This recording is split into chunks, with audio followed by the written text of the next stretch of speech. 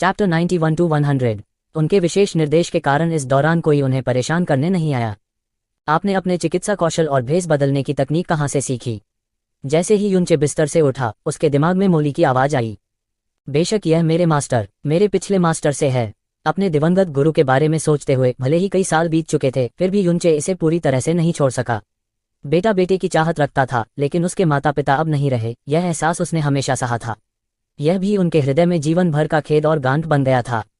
छिपाने की तकनीक आमतौर पर क्यूई से बनती है और जुबानली की तुलना में निचले स्तर के लोगों से छिप सकती है, लेकिन अगर आप जुबानली से उच्च स्तर के किसी व्यक्ति से मिलते हैं तो आपको तुरंत देखा जाएगा। फिर भी आप पूरे संप्रदाय से छिप सकते हैं। मोली की आवाज भ्रम और आश्चर्य से भरी हुई थी। हे, मेरी इस भेष तकनीक का जुबानली से कोई लेना देना नहीं है। जियो त्यानान अर्थ प्रोफाउंड रियल में है, भले ही वह स्काई प्रोफाउंड रियल में या सम्राट प्रोफाउंड रियल में हो, फिर भी वह नहीं देख पाएगा। लेकिन अगर मैं किसी विशेषज्ञ से मिलूं तो मैं पक्के तौर पर नहीं कह सकता। यूचे बिस्तर से उतर गया, खिड़की के सामने खड़ा हो गया और फैला। उसके मुंह के कोने ने धीरे धीरे एक अजीब और बुरी मुस्कान प्रकट की। मैं आप लोगों को पहले कुछ दिनों के लिए हंसने दूंगा, फिर मैं स्वाभाविक रूप से आप लोगों को तब तक रोने दूंगा जब तक कि आसमान में अंधेरा न हो जाए। हे। भले ही आपने जियो त्यानन को पीट पीट कर मार डाला हो, लेकिन उसने यह नहीं सोचा होगा कि जिस यूचे को मारने की उसने कसम खाई थी वह वास्तव में उसके संप्रदाय में था और उसे उसके द्वारा वरिष्ठ भी कहा जाता था और एक पूर्वज की तरह सेवा की। एक बार जब युनचे बाहर गया तो उसने देखा कि जियो त्यानन बहुत दूर आगे पीछे दौड़ रहा है। एक बार जब उसने उसे देखा तो उसने तुरंत एक हर्षित अभिव्यक्ति प्रकट की, जल्दी से चला गया और अतुलनीय सम्मान के साथ कहा, वरिष्ठ, क्या आपने ठीक से आराम किया है? यदि आपको कुछ चाहिए तो कृपया पूछने में संकोच न करें। उद्धरण चिन्ह। युनचे को पता था कि जियो लुओचेंग की स्थिति को देखने के बाद वह निश्चित रूप से उसके प्रति पहले से भी अधिक सम्मानित होंगे। उसने मुस्कुराते हुए सिर हिलाया और कहा, मैं अच्छी तरह से सोया था। मुझे पहाड़ पर आए हुए बहुत समय हो गया है। यहाँ की हवा बहुत आरामदायक है। चलो उस छोटे से आदमी को देखते हैं। यह ऐसा था जैसे जियो त्यानन ने अमर की आवाज सुनी हो और जल्दी से जवाब दिया। फिर वह सीधे मेडिसिन हॉल की ओर सामने के रास्ते का नेतृत्व किया।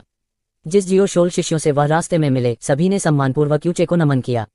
यह स्पष्ट था कि जियो त्यानन ने पहले ही निर्देश दे दिया था कि यह एक अति महत्वपूर्ण अतिथि था और यह कि उनसे मिलने पर उन्हें अत्यधिक विनम्र होना चाहिए। बेशक वह कभी भी अपने शिष्यों को एक प्रतिभाशाली डॉक्टर के रूप में अपनी पहचान के बारे में जानने नहीं देंगे। जितने कम लोग जानते हैं उतना अच्छा है। जब वह मेडिसिन हॉल में पहुंचा तो जियो लुओचेंग इस समय शांतचित्त अवस्था में था। युनचे को देखते ही उसके चेहरे पर कृतज्ञता के भाव प्रकट हो गए।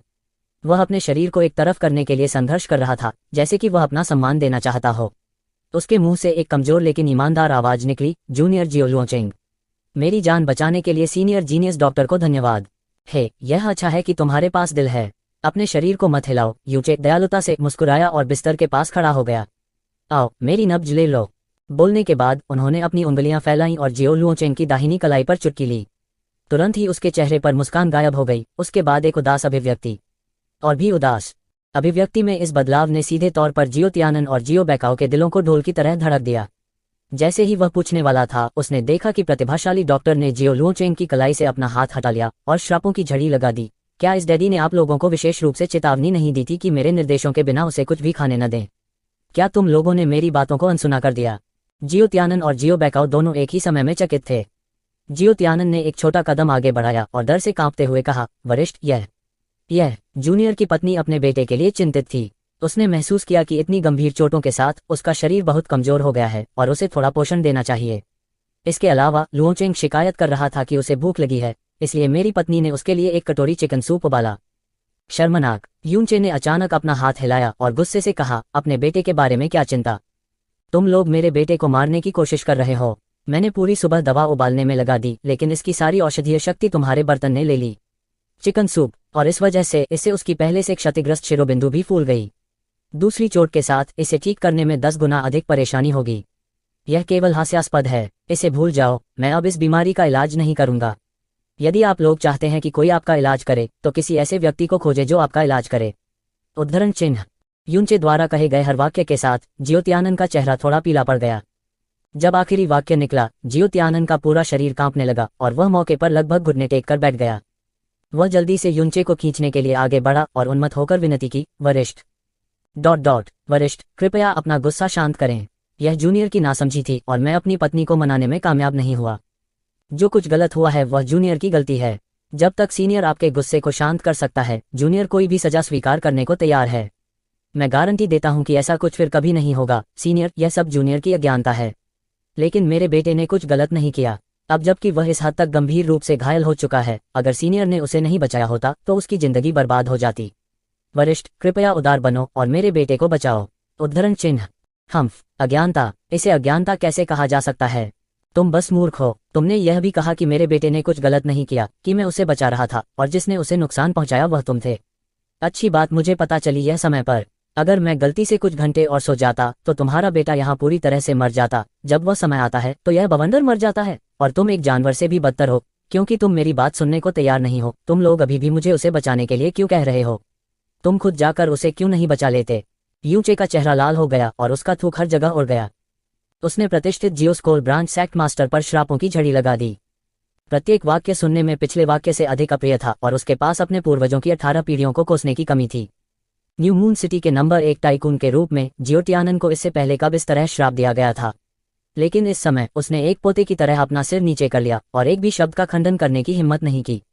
उसने पहले जियो बेकाओ को यह कहते सुना था कि इस सन की गॉड हैंड का स्वभाव चंचल था और अब वह पूरी तरह से इस पर विश्वास करता था। पहले वह एक विद्वान की तरह कोमल और परिष्कृत था, लेकिन अब वह सड़क पर कोसने वाले एक कर्कश की तरह था। उनमें एक जीनियस डॉक्टर जैसा व्यवहार जरा सा भी नहीं था। यूचे की डांट खाने का यह सत्र खाना खाने में लगने वाले समय तक चला। डांट से उसका पूरा शरीर तरोताजा महसूस कर रहा था। नवजात गहन दायरे के पहले स्तर पर एक कचरा एक महान संप्रदाय के संप्रदाय मास्टर की नाक की ओर इशारा करता है और श्रापों की एक धारा को छोड़ देता है, और दूसरे पक्ष ने एक भी शब्द का खंडन करने की हिम्मत नहीं की। जिस किसी ने भी इस भावना का अनुभव किया होगा उसे पता होगा। अंत में यह जीनियस डॉक्टर कोसते हुए थक गया और अंत में एक ब्रेक लिया। कुछ देर जियो लुओचेंग को देखने के बाद उसने अचानक एक आह भरी और कहा, इसे भूल जाओ। इस लड़के और मुझे किस्मत वाला माना जा सकता है, भले ही आप बेवकूफ़ों का झुंड मेरे लिए शक्ति के ढेर के पीछे छोड़ गए हो। अगर यह किसी और समय होता तो मैं निश्चित रूप से अपने बट को थपथपाता और छोड़ देता, लेकिन उद्धरण चिन्ह। यूचे ने चुपचाप जियो लुओचेंग को कुछ चकित अभिव्यक्ति के साथ देखा। उसकी टकटकी ने एक तरह की उदासी लेकिन दयालुता भी प्रकट की। यह लड़का मेरे उस छोटे पोते के समान दिखता है जब वह छोटा था। वास्तव में बहुत समान। भाई, तुम्हें जियो लुओचेंग कहा जाता है? जियो लुओचेंग ने सिर हिलाया और सम्मानपूर्वक कहा, हाँ, इस जूनियर को जियो लुओचेंग कहा जाता है। उस समय मेरे उस छोटे पोते को हुआनफू चेंग भी कहा जाता था। उन दोनों के नाम में शहर शब्द था। क्या इत्तेफाक है, क्या इत्तेफाक है। लेकिन दुर्भाग्य से भले ही मेरे पास स्वर्ग विरोधी चिकित्सा कौशल थे, मुझे अपने उस छोटे पोते को बचाने का मौका नहीं मिला। अब जब मैं तुम्हें देखता हूं तो मैं अपने उस छोटे पोते के बारे में सोचता हूं। और फिर क्या हुआ? जैसे ही यूनचे ने बात की उसकी आवाज भी नर्म और नर्म हो गई, जैसे कि वह किसी दूर की याद में डूब गया हो। उसकी अभिव्यक्ति भी अधिक से अधिक उदास हो गई और उसकी आंखों में वास्तव में धीरे धीरे एक पतली धुंध दिखाई दी। यह सुनकर कि यूनचे पहले से ही जियो लुओचेंग का इलाज जारी रखने के लिए सहमत हो गया था, जियो तियानन पहले से ही बहुत खुश था और महसूस किया कि उसने जो डांट सहन की थी वह व्यर्थ नहीं थी। बाद के शब्दों को सुनने के बाद उसका दिल तेजी से हिल गया और फिर उसने आह भरी, वरिष्ठ का छोटा पोता, वह एक अद्वितीय नायक होना चाहिए, है ना? हे, यह सही है। जीनियस डॉक्टर अभी भी अपनी यादों में डूबा हुआ लग रहा था। उसकी टकटकी धुंधली थी और उसकी आवाज उदास थी। दुर्भाग्य से स्वर्ग नायकों से ईर्ष्या करता है। मेरा छोटा पोता 16 वर्ष की आयु में मर गया। वह बस इस बववा के समान उम्र का हुआ। यह मेरे छोटे पोते की मृत्यु के कारण भी था कि मैंने चिकित्सा कौशल पर श्रमसाध्य शोध किया, लेकिन दुर्भाग्य से समय को वापस नहीं लौटाया जा सकता। भले ही मेरे चिकित्सा कौशल कुछ अधिक हो, फिर भी मेरे लिए उसे बचाना असंभव है। उद्धरण चिन्ह। जियो तियानन का दिल तेजी से हिल गया और उसने जबरदस्ती मुंह में लार निगल ली। फिर उन्होंने सावधानी से जांच की। मेरा बेटा लुओचेंग और आपका पोता एक जैसे दिखते हैं, उनके नाम समान हैं और यहाँ तक उनकी उम्र भी पहले जैसी ही है। ...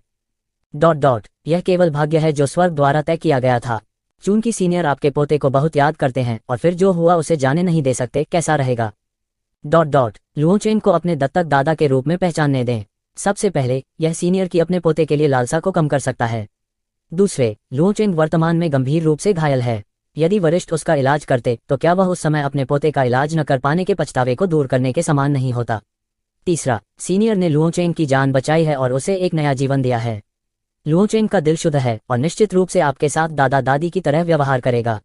मुझे नहीं पता सीनियर क्या सोचते हैं। उद्धरण चिन्ह। अरे बाप रे, यह जियो तियानन वास्तव में प्रबुद्ध है। वह सिर्फ एक संकेत के साथ पूरी तरह से समझ गया। यूचे ने अपने दिल में उसकी बहुत प्रशंसा की। इन शब्दों को सुनने के बाद जीनियस डॉक्टर का पूरा शरीर कांप उठा और फिर उसका पूरा शरीर उत्तेजना में कांपने लगा। क्या? तुमने क्या कहा? तुमने क्या कहा? सच है?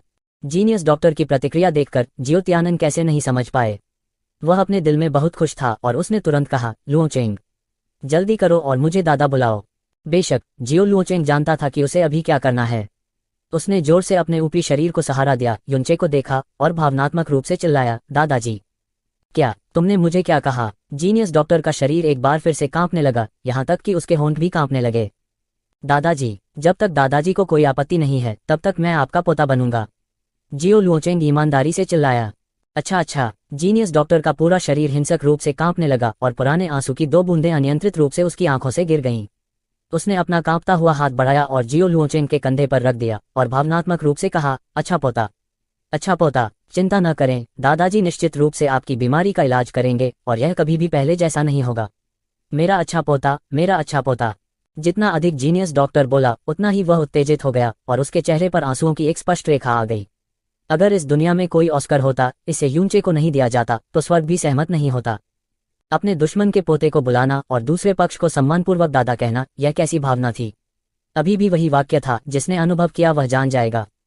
उसी समय जियो त्यानन और जियो बेकाओ दोनों खुश और संतुष्ट थे।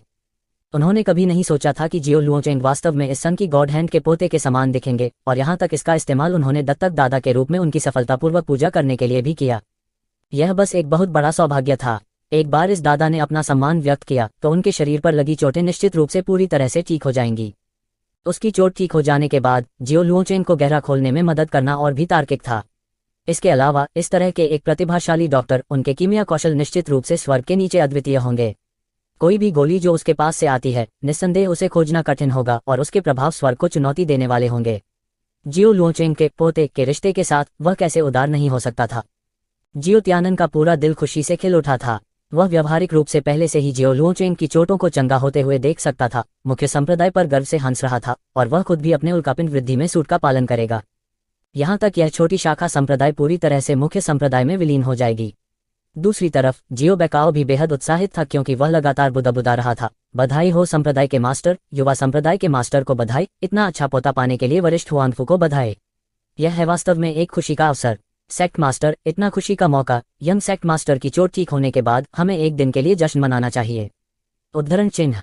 हा, एक दिन पर्याप्त कैसे हो सकता है? हमें कम से कम 3 दिनों के लिए पूरे संप्रदाय के साथ जश्न मनाना चाहिए। हा। जियो त्यानन जोर से हंसे। दादा, पोता, आपको नमन करता है। जियो लुओचेंग ने बहुत समझदारी से उठने के लिए संघर्ष किया। भले ही जब वह हिल रहा था तो उसके शरीर में असहनीय दर्द हो रहा था, फिर भी उसने जबरदस्ती उसे सहन किया और खुद को घुटने टेकने की स्थिति में रखा।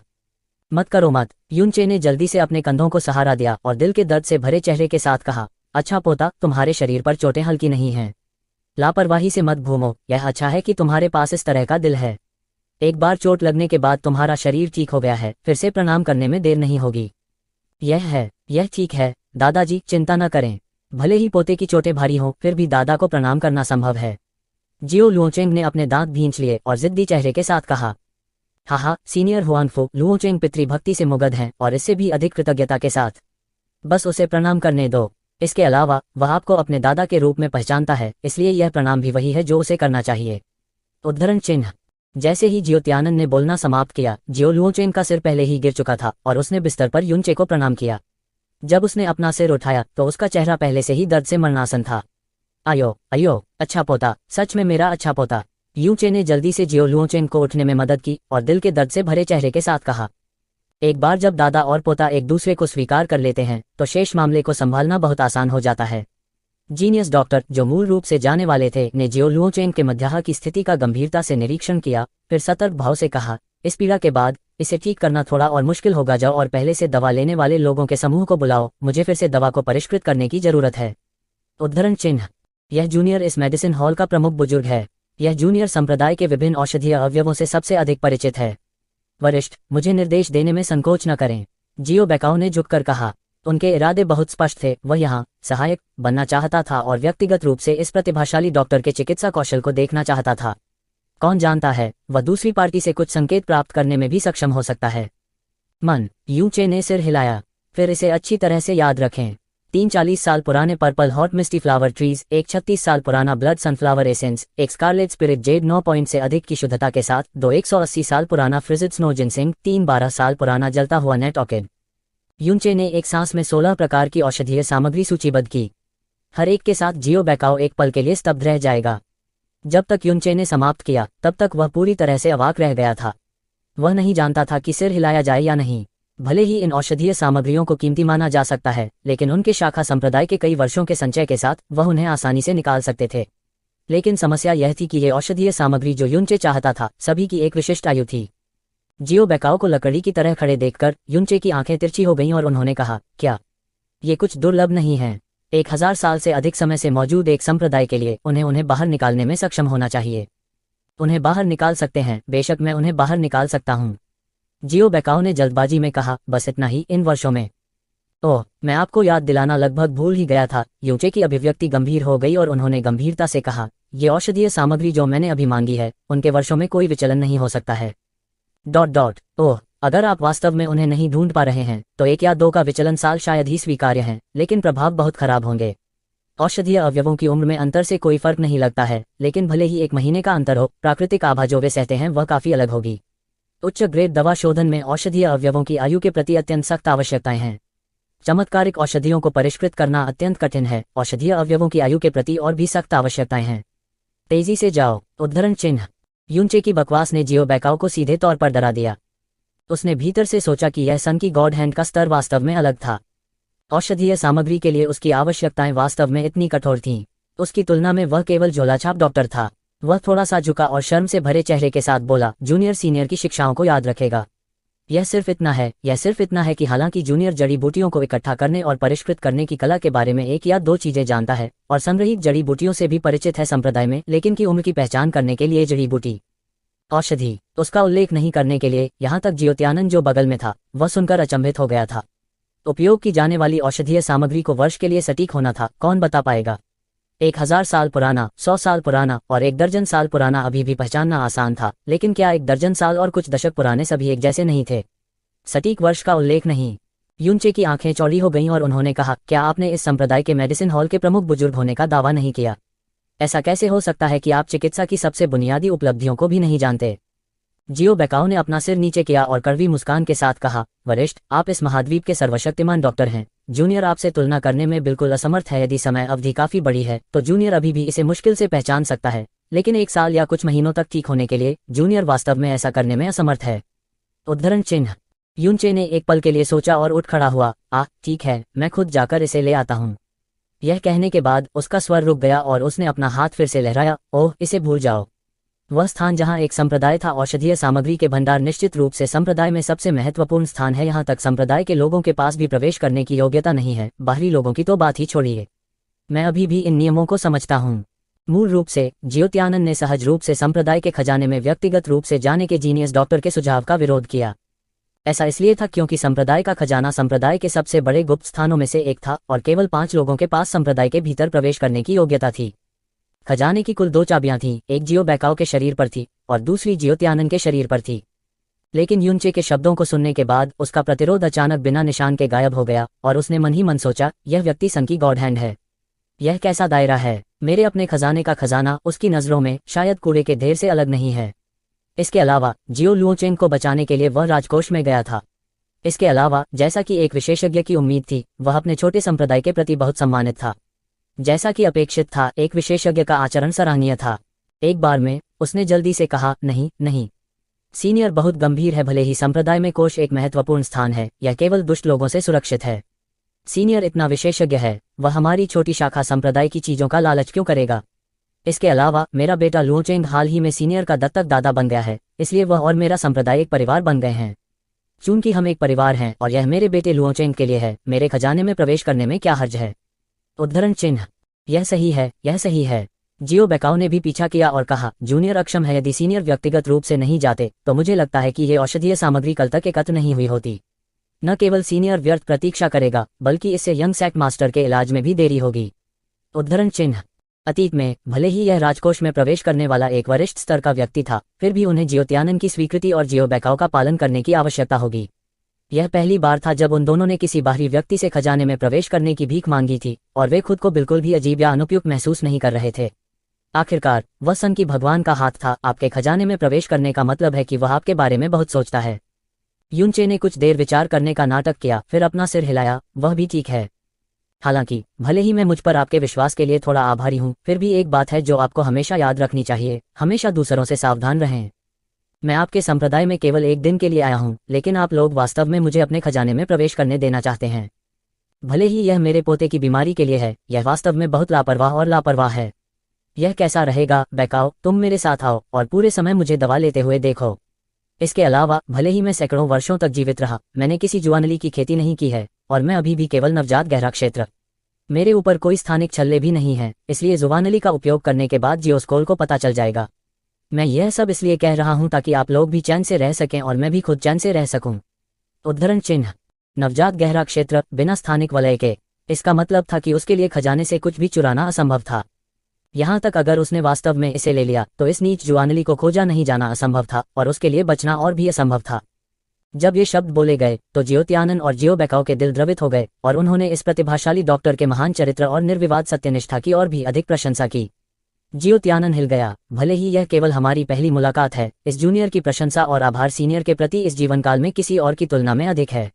भले ही यह जूनियर खुद पर विश्वास न करे, फिर भी वह सीनियर में विश्वास करेगा। अब और कहने की जरूरत नहीं है बैकाओ, आपको पूरे समय मेरा अनुसरण करना चाहिए और आपको 3 चरणों के भीतर मेरा पक्ष छोड़ने की अनुमति नहीं है।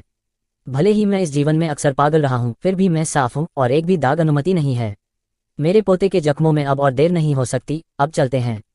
उद्धरण चिन्ह हाँ, जियो बैकाओ ने जवाब दिया और फिर युनचे को सीधे शाखा संप्रदाय के खजाने की ओर ले आया। जियो बैकाओ और प्रतिभाशाली डॉक्टर के चले जाने के बाद जियो त्यानन जियो लुओचेंग के बिस्तर के बगल में बैठ गया। इस समय जियो लुओचेंग की दयनीय उपस्थिति को देखकर वह जरा भी चिंतित नहीं था और इसके बजाय उसके चेहरे पर मुस्कान थी। लुओचेंग, इस बार आपको उस युनचे को ठीक से धन्यवाद देना चाहिए। क्या आप जानते हैं कि किस तरह का व्यक्ति है यह जीनियस डॉक्टर?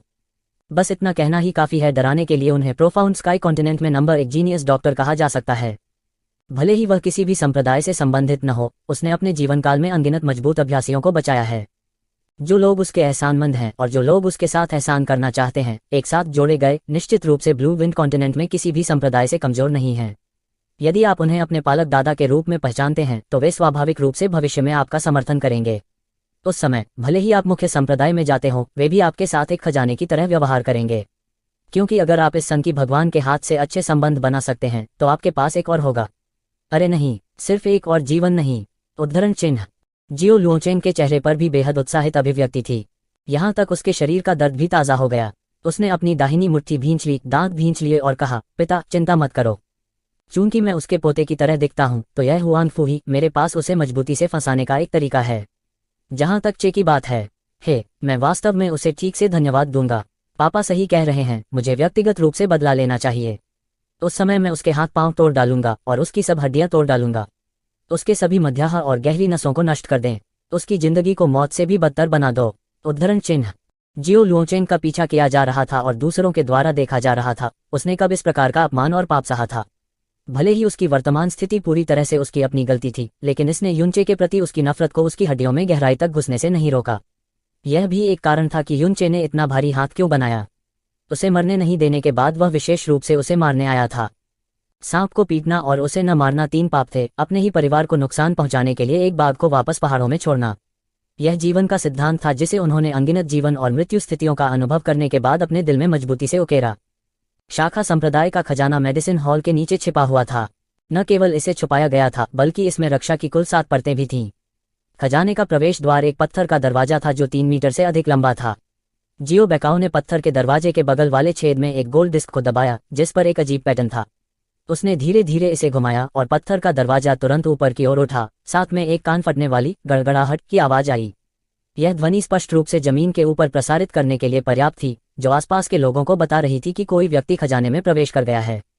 और पत्थर के इन दरवाजों की कुल संख्या 3 थी, उनमें से हर एक लगभग 1 फुट मोटा था। हर दरवाजे के खुलने की आवाज पिछले वाले से भी तेज थी। अगर किसी बाहरी व्यक्ति ने प्रवेश किया होता तो केवल दरवाजा खोलने से संप्रदाय का एक छोटा सा आधा भाग चिंतित हो जाता। 3 दरवाजे खुल गए और उनके सामने एक चौड़ा मार्ग दिखाई दिया। जियो बैकाओ ने झुककर कहा, वरिष्ठ हुआनफू कृपया। युनचे भी विनम्र नहीं थे और बड़े कदमों के साथ आगे बढ़े। उसी समय वह उसे याद दिलाना नहीं भूला, तुम्हें मुझसे 3 कदम दूर जाने की अनुमति नहीं है। मैं इसके बारे में गपशप नहीं करना चाहता। जियो बैकाओ ने अपने मुंह से जवाब दिया, लेकिन उसके दिल में वह फूट फूट कर हंसा। सोच रहा था, तुम कौन हो बड़े? क्या तुम इतना नीचे गिरोगे कि यहाँ से कुछ चुराओगे? यहाँ तक अगर आप वास्तव में चाहते हैं तो जुआनली के 2 स्थानिक छल्ले के बिना आप कुछ भी नहीं ले पाएंगे। जियो शोल के खजाने में जाने के बाद काली लकड़ी से बने अलमारियों की पंक्तियां उनकी दृष्टि में दिखाई दीं। खजाना बहुत बड़ा था, कम से कम कुछ 1000 वर्ग मीटर। यूनचे सीधे उस क्षेत्र में चले गए जहां औषधीय जड़ी बूटियां संग्रहित थीं। काले लकड़ी के दराजों की एक बड़ी पंक्ति के बगल में खड़े थे, सूंघा और सीधे कहा, ऊपर से नीचे तक चौथा दराज, दाहिनी ओर 2 टुकड़े हैं, 36 साल पुराना रक्त सूरजमुखी सार, एक निकालो। जियो बेकाओ मौके पर हक्का बक्का रह गया। औषधीय जड़ी बूटियों को संग्रहित करने वाले इन काले लकड़ी के दराजों के लेबल शीर्ष पर हस्ताक्षर पर छिपे हुए थे। यदि कोई अपने हाथों से चिन्ह को नीचे नहीं खींचता तो वे यह नहीं देख पाते कि उस पर क्या लिखा है। यहाँ 1000 से अधिक प्रकार की औषधीय जड़ी बूटियां थीं। यहाँ तक जियो बेकाओ, जो राजकोष में सबसे अधिक प्रवेश करते थे और बाहर निकलते थे, केवल अधिकांश औषधीय जड़ी बूटियों के अनुमानित स्थान को ही जानते थे। संकेतों को देखे बिना उन्हें सटीक रूप से खोजना बहुत मुश्किल होगा। हालांकि यह प्रतिभाशाली डॉक्टर कम से कम 2 कदम दूर था, कसकर बंद काले लकड़ी के दराजों के एक बड़े समूह का सामना कर रहा था और वास्तव में एक ही बार में औषधीय अवयवों के नाम पुकारे। जियो बेकाओ दराज खोलने के लिए आगे बढ़ा और निश्चित रूप से रक्त सूरजमुखी सार अंदर जमा हो गया था। हालांकि वह जानता था कि यह सन की भगवान का हाथ, चिकित्सा कौशल स्वर्ग तक पहुंच गया है, फिर भी वह बुरी तरह चौंक गया था और इससे भी अधिक आश्वस्त था। उसने भीतर ही अंदर आह भरी कि एक जीनियस डॉक्टर था और वह इस जीवन में कभी भी इस दायरे तक नहीं पहुंच पाएगा। यूनचे उस क्षेत्र के चारों ओर एक छोटा सा आधा चक्कर लगाते थे जहां औषधीय जड़ी बूटियां संग्रहित की जाती थीं और मूल रूप से उन अधिकांश औषधीय जड़ी बूटियों को इकट्ठा किया जिनकी उन्हें आवश्यकता थी।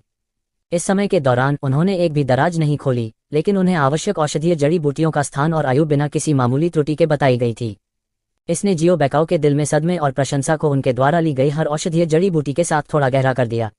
वह मिस्टिक मून सिटी के सबसे बड़े संप्रदाय के मेडिसिन हॉल के प्रतिष्ठित प्रमुख बुजुर्ग थे, फिर भी उन्होंने अपनी पीठ झुकाई और उत्सुकता से यूनचे के पीछे पीछे हो लिए, ध्यान से उनके निर्देशों के अनुसार औषधीय जड़ी बूटियों को ले रहे थे। हालांकि उन्होंने खुद यह महसूस नहीं किया कि इसमें कुछ भी गलत था और इसके बजाय उन्होंने अधिक से अधिक सम्मानित महसूस किया। औषधीय जड़ी बूटियां लगभग पूरी हो चुकी हैं, स्पिरिट जेड कहाँ संग्रहित हैं? यूनचे ने औषधीय जड़ी बूटियों की गिनती पूरी करने के बाद पूछा। जियो बेकाओ ने औषधीय जड़ी बूटियों से भरा काला लकड़ी का बक्सा उठाया और सम्मानपूर्वक यह कहते हुए यूनचे के सामने चला गया, स्पिरिट जेड को आमतौर पर खजाने और इसी तरह की चीजों के साथ खजाने के सबसे भीतरी हिस्से में रखा जाता है। उसके बोलने के बाद जियो बेकाओ ने यूनचे को खजाने की गहराई तक पहुंचाया। वे जितने गहरे गए, आत्मा की ऊर्जा उतनी ही सघन होती गई। कीमती जेड अब ब्लैकवुड में नहीं बल्कि कोल्ड जेड में संग्रहित किया गया था, जो ब्लैकवुड की तुलना में 10 गुना अधिक कीमती था। यूनचे के सामने 100 से अधिक ठंडी जेड अलमारियां थीं। बस ये 100 ठंडी जेड अलमारियां बेशकीमती थीं। बैंगनी वेंड हेवन क्रिस्टल की गंध है और शुद्धता वही है जो हॉल में है। यह एक ही टुकड़ा होना चाहिए। हाँ, यह वही टुकड़ा है। मेरा संप्रदाय केवल एक छोटा सा संप्रदाय है। बैंगनी वेंड हेवन क्रिस्टल का एक छोटा सा टुकड़ा पाने में सक्षम होना पहले से ही बहुत कठिन है। जियो बेकाओ ने सिर हिलाया और कहा। साथ ही उसके दिल में प्रशंसा और भी चरम पर थी। हालांकि प्राइज्ड क्रिस्टल और स्पिरिट जेड की आध्यात्मिक ऊर्जा औषधीय जड़ी बूटियों की गंध जितनी विशिष्ट नहीं थी। केवल एक सूंघने से इस प्रतिभाशाली डॉक्टर ने न केवल यह पहचान लिया कि यह एक बैंगनी रंग का स्वर्ग क्रिस्टल था, वह इसकी शुद्धता की पहचान भी कर सकता था। उसने इस प्रतिभाशाली डॉक्टर के साथ जितना अधिक समय तक बातचीत की, जियो बेकाओ को उतना ही हीन महसूस हुआ। उसने गहराई से महसूस किया कि उसके सामने ईश्वरीय डॉक्टर एक पहाड़ की तरह था जिसकी चोटी दिखाई नहीं दे रही थी। उसके सामने उसे मिट्टी का ढेला भी नहीं समझा जा सकता था। बैंगनी वेंड हेवन क्रिस्टल का यह टुकड़ा मूल रूप से वर्ष के अंत में मुख्य संप्रदाय को पेश करने के लिए तैयार किया गया था, लेकिन यंग सेक्ट मास्टर को कुछ हो गया था, इसलिए हमारे पास इसे निकालने के अलावा कोई चारा नहीं था। सौभाग्य से सीनियर ने एक चाल चली। आपने न केवल हमारे यंग सेक्ट मास्टर को बचाया, बल्कि आपने हमें दुनिया के सबसे मूल्यवान खजाने को भी बचाया। मैं वास्तव में नहीं जानता कि सीनियर की महान दया का बदला कैसे चुकाऊं। जियो बेकाओ ने बहुत भावुक होकर कहा। ओह, तुम लोगों को हर साल मुख्य संप्रदाय को इतना मूल्यवान खजाना देना होगा? यूनचे ने पूछा। वह जानता था कि शाखा संप्रदाय को प्रतिदिन मुख्य संप्रदाय को भेंट चढ़ाने की आवश्यकता है। हालांकि पर्पल वेंड हेवन क्रिस्टल जैसा दुनिया का खजाना 4 प्रमुख संप्रदायों के लिए भी प्राप्त करना बेहद मुश्किल था। यदि उन्हें हर साल इस स्तर की भेंट चढ़ानी पड़े तो यह बहुत कठोर होगा। ऐसी बात नहीं है। मुख्य संप्रदाय हर साल कम से कम 1 लाख बैंगनी गहरे सिक्कों की सीमा निर्धारित करता है। हर साल मुख्य संप्रदाय हमारे मुख्य संप्रदाय द्वारा परिष्कृत उच्चतम ग्रेड छर्रों को प्रदान करेगा। जितना अधिक प्रसाद हम देते हैं उतना ही मुख्य संप्रदाय वापस देगा। कभी कभी उच्च श्रेणी के गहन कौशल और उच्च श्रेणी की कलाकृतियां भी होंगी। उद्धरण चिन्ह 1 वर्ष 1 लाख बैंगनी गहरे सिक्के। यूचे ने चुपके से ठंडी हवा का झोंका लिया। यह जियो शोल व्यावहारिक रूप से एक भयानक रक्तबीजक था। हालांकि इन शाखा संप्रदायों के पास अभी भी कोई विकल्प नहीं था, लेकिन आज्ञाकारी रूप से अपने प्रसाद चढ़ाने के अलावा। अन्यथा मुख्य संप्रदाय की छर्रों और गहन कौशल के बिना संप्रदाय धीरे धीरे कम हो जाएगा। अगर जियाओ शोल्स ब्रांच संप्रदाय का नाम भी हटा दिया जाता तो इन शाखा संप्रदायों का कोई समर्थक भी नहीं होता। उच्च श्रेणी की कलाकृतियों की बात करते हुए जियो बेकाओ ने कुछ सोचा। वह मुड़ा और उसके पीछे हथियार रैक के केंद्र में एक पीली सफेद लंबी तलवार की ओर इशारा किया। गर्व से भरे चेहरे के साथ उन्होंने कहा, वरिष्ठ कृपया एक नजर डालें। इस तलवार को टाइगर सोल कहा जाता है। यह पिछले कुछ वर्षों में मुख्य संप्रदाय द्वारा दिया गया नंबर 1 खजाना है और यह एकमात्र पृथ्वी गहन भी है। न्यू मून सिटी में शिल्पकृति, यहाँ तक मुख्य संप्रदाय में भी यह अत्यंत दुर्लभ है। अफवाह यह है कि यह व्यक्तिगत रूप से मुख्य संप्रदाय के आर्टिफैक्ट संप्रदाय के मुख्य तलवारबाज बुजुर्ग द्वारा जाली थी। एक पृथ्वी गहन सफेद बाघ का गहरा कोट, साथ ही उसकी अविरल आत्मा तलवार के शरीर में समाहित हो गई थी। यह अर्थ प्रोफाउंड रियल्म के तहत किसी भी सुरक्षात्मक गहन कलाकृति को आसानी से काट सकता है। जब इसे जुआनली के साथ मिलाया जाता है और ब्रांडेड किया जाता है तो कोई बाघ की दहाड़ भी सुन सकता है। पिछले कुछ वर्षों से सेक्ट मास्टर ने हमेशा इसे संप्रदाय के सबसे कीमती खजानों में से एक के रूप में देखा है। वह खुद भी इसका इस्तेमाल करने को तैयार नहीं है। वह केवल यह उम्मीद करता है कि यंग सेक्ट मास्टर की शादी के दिन वह इसे यंग सेक्ट मास्टर को उपहार में दे सकता है, जिससे यंग सेक्ट मास्टर एक बाघ की तरह हो जाए जिसके पंख बढ़ गए हों। उद्धरण चिन्ह, यह टाइगर सोल तलवार 3 फीट और 3 इंच लंबी थी। इसका पूरा शरीर सफेद था, लेकिन यह जेड की तरह चमकदार सफेद नहीं था। इसके बजाय यह एक अजीब पीला सफेद था। तलवार का शरीर नियमित नहीं था और थोड़ा विकृत था। करीब से निरीक्षण करने पर ऐसा लगा जैसे बाघ की हड्डियों के टुकड़े आपस में जुड़ गए हों। भले ही वह बहुत दूर था, कोई हल्का सा महसूस कर सकता था कि तलवार का शरीर एक प्रकार की बुरी आभा छोड़ रहा था जिससे लोग असहज हो गए थे। और यह वास्तव में एक पृथ्वी गहन तलवार थी। यह वास्तव में एक बहुत अच्छी तलवार है। यूचे ने टाइगर सोल सोर्ड को देखा और धीरे से सिर हिलाया। अगर सीनियर भी ऐसा कहते हैं तो समय आने पर यंग सेक्ट मास्टर को यह बहुत पसंद आएगा, जियो बेकाओ ने कहा। उन्होंने जियो बेकाओ को अत्यंत शुद्ध स्कारलेट स्पिरिट जेड का एक टुकड़ा और वाटर स्पिरिट जेड का एक टुकड़ा निकालने दिया। इस बिंदु पर सभी आवश्यक सामग्री एकत्र की गई थी। यूचे ने इस खजाने के प्रति थोड़ी सी भी दिलचस्पी नहीं दिखाई, क्योंकि वह बड़े करीने से और फुर्ती से ट्रेजरी से बाहर निकलने की ओर चला, और पूरी प्रक्रिया के दौरान उसके हाथ हमेशा उसकी पीठ के पीछे थे। जियो बेकाओ द्वारा सब कुछ निकाल लिया गया था, उसने डिब्बे को छुआ तक नहीं। खजाने से बाहर निकलने के बाद यूचे दवा को परिष्कृत करने के लिए सीधे मेडिसिन हॉल की ओर चल पड़े। जियो बेकाओ, जो बाहर पहरा दे रहा था, ने जियो त्यानन को राजकोष में जो कुछ भी हुआ था सब कुछ बताया। वह अलमारी के माध्यम से दवा की पहचान करने के अपने ईश्वरीय कौशल के साथ साथ अपने महान चरित्र और निर्विवाद अखंडता के लिए प्रशंसा से भरा हुआ था और विस्मय में हौंफ रहा था। जियो त्यानन हालांकि शांति से मुस्कुराए और कहा, यह एक सच्चे विशेषज्ञ का आचरण है। इसके अलावा हुआनफू के स्तर और अनुभव के साथ पर्पल वेंड हेवन क्रिस्टल के अलावा पूरे खजाने में कुछ और नहीं हो सकता है जो उसकी आंख को पकड़ ले। जिसके बारे में बोलते हुए मुझे अभी भी हुआनफू हे के रूप में उसकी पहचान पर संदेह था। अब भले ही आप मुझे बताएं कि वह हुआनफू ही नहीं है, मैं निश्चित रूप से इस पर विश्वास नहीं करूंगा। उद्धरण चिन्ह, अनजाने में मिरेकल डॉक्टर यू पहले ही 3 दिनों के लिए जियोस्कोल शाखा संप्रदाय में रुके थे। इन 3 दिनों के दौरान जियो त्यानन और जियो लुओचेंग ने हर दिन सदमे और आश्चर्य में बिताया। मूल रूप से पर्पल वेंड हेवन क्रिस्टल पर भरोसा किए बिना उसके सभी टूटे हुए मेरिडियन को पूरी तरह से बहाल करना असंभव था, और पर्पल वेंड हेवन क्रिस्टल के साथ भी इसे दोषरहित बनाना लगभग असंभव था। आवश्यक समय भी कई महीनों तक का होगा, लेकिन वह केवल 3 दिन था, केवल 3 दिन। जियो लुओचेंग के सभी टूटे हुए मध्याह्न फिर से जुड़ गए और उसकी जीवन शक्ति अधिक से अधिक विपुल हो गई। ठीक होने की मात्रा इतनी अधिक थी कि भले ही उन्होंने इसे अपनी आंखों से देखा था, फिर भी उन्होंने इस पर विश्वास करने का साहस नहीं किया। स्वर्ग से उतरे इस प्रतिभाशाली चिकित्सक के प्रति वे उसे एक देवता की तरह अधिक से अधिक पूजने लगे। जियो लुओचेंग के मुंह से निकला, दादा, अधिक से अधिक धारा प्रवाह और अधिक से अधिक स्नेही हो गया। यह अपने दादा को बुलाने की तुलना में अधिक स्नेही था। इन दिनों यूचे दिन में कम से कम 3 बार खजाने में जाता था और हर बार वह जियो बेकाओ को अपने साथ बुलाता था। इसी तरह वह किसी भी चीज को हाथ नहीं लगाता था और उसे लेकर तुरंत निकल जाता था। वरिष्ठ, देखो, मेरे बेटे की मेरिडियन की स्थिति पहले से ही स्थिर होती जा रही है। मुझे विश्वास है कि यहाँ सीनियर के साथ 1 महीने के भीतर उसकी सभी टूटी हुई शिरोबिंदु पूरी तरह से ठीक हो जाएंगी। केवल उसकी गहरी नसों में लगी चोटों के बारे में मुझे आश्चर्य है कि वरिष्ठ क्या करने की योजना बना रहे हैं। लगातार 3 दिनों तक यूचे ने केवल जियो लुओचेंग की बाह और मध्याह्न पर लगी चोटों का इलाज किया, लेकिन शुरुआत से अंत तक उन्होंने अपनी टूटी हुई गहरी नसों की परवाह नहीं की। अगर उसकी गहरी नसों को ठीक नहीं किया जा सका तो जियो लुओचेंग केवल अपंग हो सकता है, और यह जितना लंबा खींचेगा इसे बहाल करना उतना ही मुश्किल होगा। भले ही उन्हें इस चमत्कारिक डॉक्टर हुआनफू के चिकित्सा कौशल के प्रति थोड़ा सा भी संदेह नहीं था, यह देखते हुए कि उन्होंने अभी भी अपनी गहरी नसों का इलाज शुरू नहीं किया था, वे अपने दिल में आशंकित होने से खुद को रोक नहीं सकते थे। जियो त्यानान के शब्दों को सुनने के बाद युनचे ने खुद से थोड़ा बड़बड़ाया और कहा, मास्टर जियो शोल, मैं मूल रूप से पहले दिन से उसकी गहरी नसों का इलाज शुरू करना चाहता था, लेकिन उस समय लुओचेंग मुझे अपने दादा के रूप में पहचानेगा और मेरा पोता बन जाओ। जहां तक नसों के संबंध में इस मामले की बात है तो मुझे इसके बारे में थोड़ा और सोचना होगा। उद्धरण चिन्ह। थोड़ा और, मुझे आश्चर्य है कि सीनियर का क्या मतलब है। जियो त्यानन का दिल द्रवित हो गया। युनचे ने अपनी आंखें झुकाईं, अपनी दाढ़ी के सिरों पर चुटकी ली और कोमल भाव से जियो लुओचेंग से कहा, मेरे पोते, क्या तुम एक अद्वितीय विशेषज्ञ बनना चाहते हो? जैसे ही ये शब्द निकले, जियो लुओचेंग और जियो त्यानन दोनों का दिल जोर से उछल पड़ा। वे इतने उत्साहित थे कि वे लगभग उछल पड़े। जियो लुओचेंग ने जल्दी से सिर हिलाया। हाँ, बेशक मैं चाहता हूँ, यहाँ तक मेरे सपनों में भी पोता चाहता है। युनचे ने धीरे से सिर हिलाया और कहा, आपकी वर्तमान गहरी नसों से आपके पिछले जुबानली के स्तर नवजात गहन क्षेत्र के 10वें स्तर पर होना चाहिए, है ना? इस तरह की ताकत इस छोटे से शहर में समान उम्र के लोगों के बीच बुरा नहीं समझना चाहिए, लेकिन एक अद्वितीय विशेषज्ञ के स्तर की तुलना में अंतर 1,08,000 मील जैसा है। अपने जीवन में मैंने आप जैसी ही उम्र में अनगिनत युवा विशेषज्ञों को देखा है और कुछ आत्मा के गहन दायरे में भी पहुंचे हैं, यहाँ तक पृथ्वी गहरा क्षेत्र भी। उद्धरण चिन्ह। युनचे की बकवास सुनने के बाद जियो लुओचेंग और जियो त्यानन ने ठंडी हवा की सांस ली। 16 या 17 साल की उम्र में आत्मा गहन लोक और पृथ्वी गहन लोक तक पहुंचना, ऐसा व्यक्ति वास्तव में अस्तित्व में था। क्या उसे अब भी इंसान कहा जा सकता है? वह सिर्फ एक राक्षस था। अगर मैं आपकी गहरी नसों को बहाल करना चाहता हूं तो यह केक का एक टुकड़ा होगा, लेकिन उसके बाद आपको प्राथमिक गहन दायरे से फिर से साधना करनी होगी।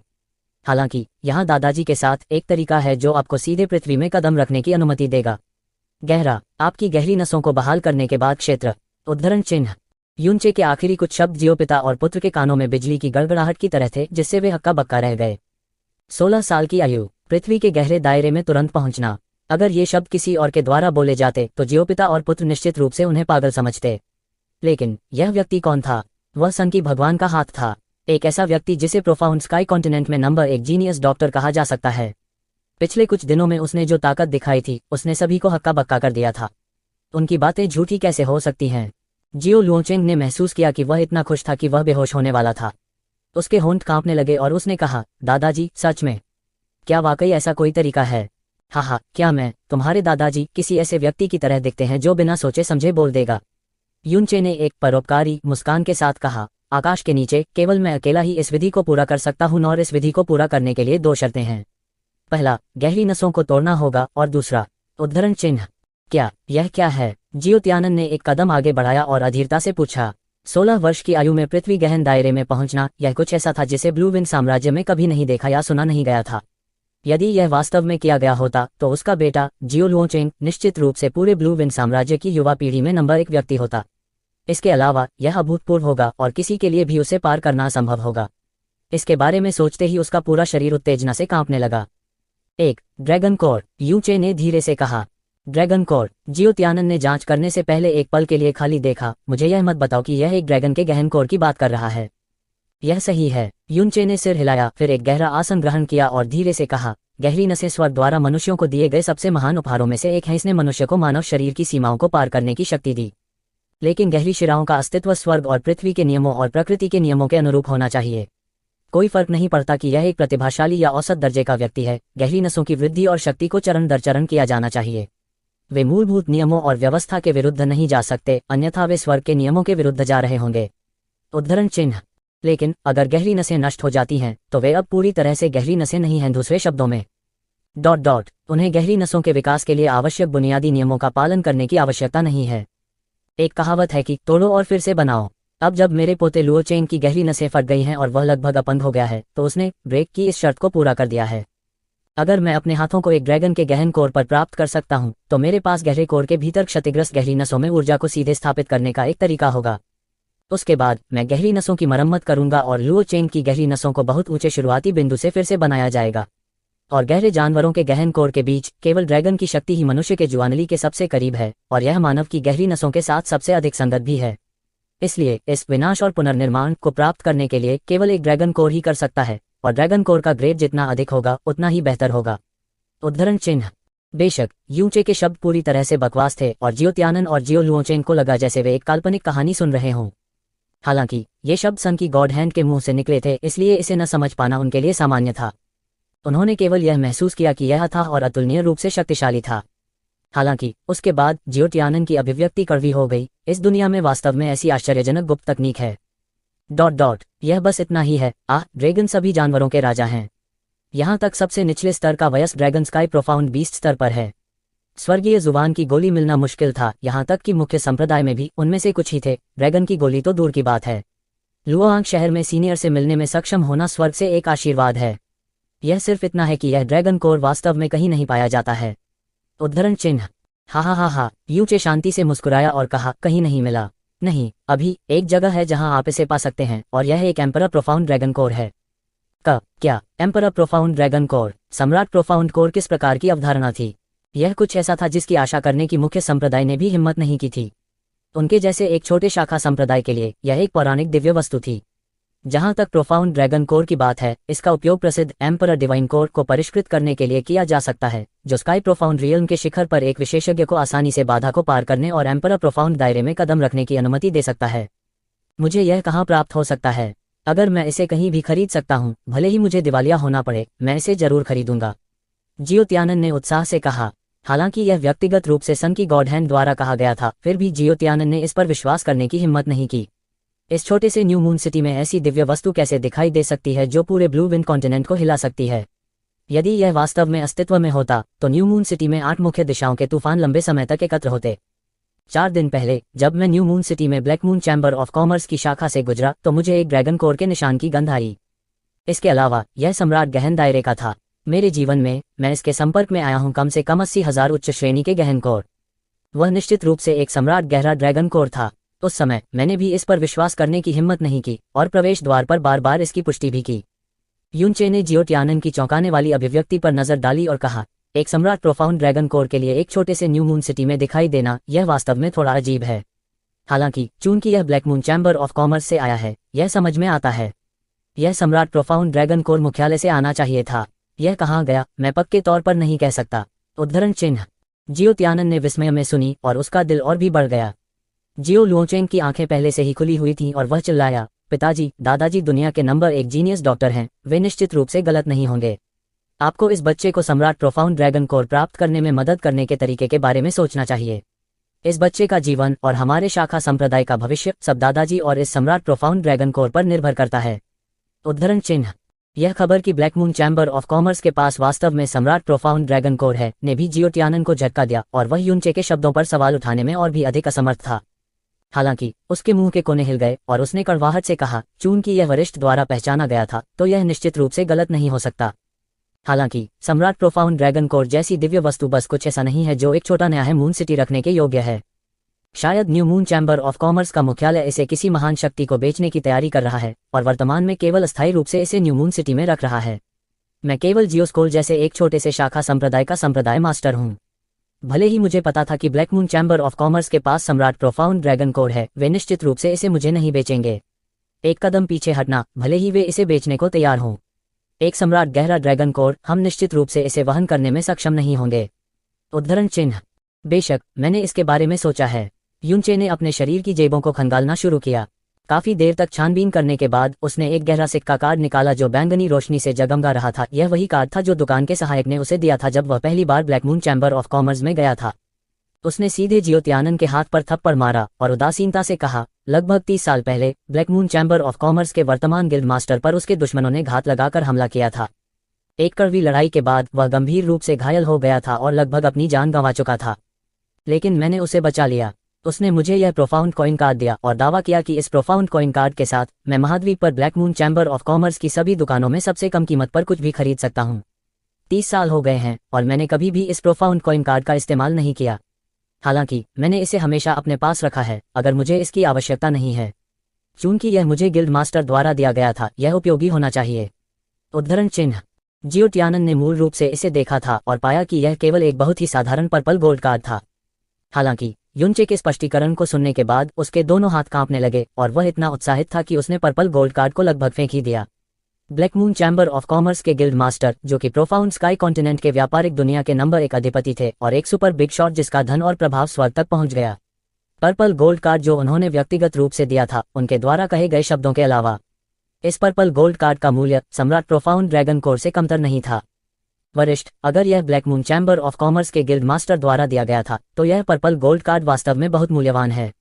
वरिष्ठ लुओचेंग के लिए इसे निकालने में संकोच नहीं किया। यह जूनियर वास्तव में चुकाना नहीं जानता है, यह महान दया। जियो त्यानन ने भावनात्मक रूप से कहा क्योंकि उसने अपने हाथों में पर्पल गोल्ड कार्ड पकड़ा हुआ था। यूनचे मुस्कुराया और उसकी अभिव्यक्ति में उदासी की झलक दिखाई दी। लुओचेंग मेरा पोता है। एक दादा के रूप में क्या मुझे ये चीजें नहीं करनी चाहिए? इसे लुओचेंग पर पहले के पछतावे के रूप में भी माना जा सकता है। लुओचेंग, जल्दी करो और दादाजी को धन्यवाद, जियो त्यानन ने जोर से कहा। जियो लुओचेंग ने तुरंत उठने के लिए संघर्ष किया और यूनचे को जोर से प्रणाम किया। वह इतना भावुक था कि वह लगभग रो पड़ा। दादाजी की महान दया, लुओचेंग इसे अपने दिल में अपने पूरे जीवन के लिए याद रखेगा। भविष्य में लुओचेंग निश्चित रूप से दादाजी के लिए फिल्माया जाएगा, अन्यथा मुझे निश्चित रूप से बिजली का झटका लगेगा और आकाश इसे सहन न करेगा। यूचे के मुंह का कोना हिल गया और उसका चेहरा एक संतुष्ट मुस्कान से भर गया। उसने जियो लुओचेंग के कंधे को थपथपाया और मुस्कुराते हुए कहा, अच्छा, तुम वास्तव में दादाजी के अच्छे पोते हो। दादाजी कुछ और नहीं मांगते हैं, बस सुनने से आप मुझे हर दिन कुछ बार दादाजी कहते हैं, मेरे दिल को सुकून मिलता है। मास्टर जियो शोल, इस मामले में देरी नहीं होनी चाहिए। तुरंत इस गहन सिक्का कार्ड को लें और व्यक्तिगत रूप से एक यात्रा करें black Moon Chamber of commerce के लिए। मुझे 100% यकीन है कि वहाँ एक सम्राट प्रोफाउंड ड्रैगन कोर है। इसे कैसे बल देना है, यह आपकी क्षमता पर निर्भर करेगा। इसके अलावा जियो बेकाओ को भी साथ लाना सबसे अच्छा होगा। उसे यह पहचानने में सक्षम होना चाहिए कि यह सम्राट प्रोफाउंड ड्रैगन कोर है या नहीं। उद्धरण चिन्ह। ठीक है, यह जूनियर तुरंत black Moon Chamber of commerce की यात्रा करने के लिए एल्डर बाइकाओ को बुलाएगा। यूचे के रिमाइंडर के बिना भी जियो त्यानन जानता था कि उसे व्यक्तिगत रूप से जाना होगा और यह जितना अधिक गोपनीय होगा उतना ही अच्छा होगा। यदि न्यू मून सिटी में सम्राट प्रोफाउंड ड्रैगन कोर होने की बात फैलती है तो परिणाम केवल अकल्पनीय होंगे। बहुत जल्दी जियो त्यानन ने जियो बेकाओ को बुलाया। जब वे दोनों जाने की तैयारी कर रहे थे तो यूनचे ने उन्हें आवाज दी, यहाँ से black Moon Chamber of commerce की दूरी कम नहीं है। इसके अलावा सम्राट प्रोफाउंड ड्रैगन कोर का मामला बहुत महत्वपूर्ण है। यहाँ तक अगर हम इसे अंत में खरीदने में सक्षम होते हैं तो निश्चित रूप से इसमें काफी समय लगेगा। इस अवधि के दौरान मुझे लुओचेंग की स्थिति के अनुसार समय समय पर दवा लेने के लिए ट्रेजरी जाना होगा, इसलिए किसी भरोसेमंद व्यक्ति के लिए खजाने की चाबी छोड़ दें। उद्धरण चिन्ह। यह जियो त्यानन और जियो बेकाओ के एक दूसरे पर नजर डालने के बाद जियो बेकाओ ने बड़े करीने से खजाने की चाबी निकाली और कहा, वरिष्ठ, संप्रदाय के पास खजाने की कुल 2 चाबियां हैं और वे हमेशा साथ रहे हैं, यह कनिष्ठ और संप्रदाय मास्टर।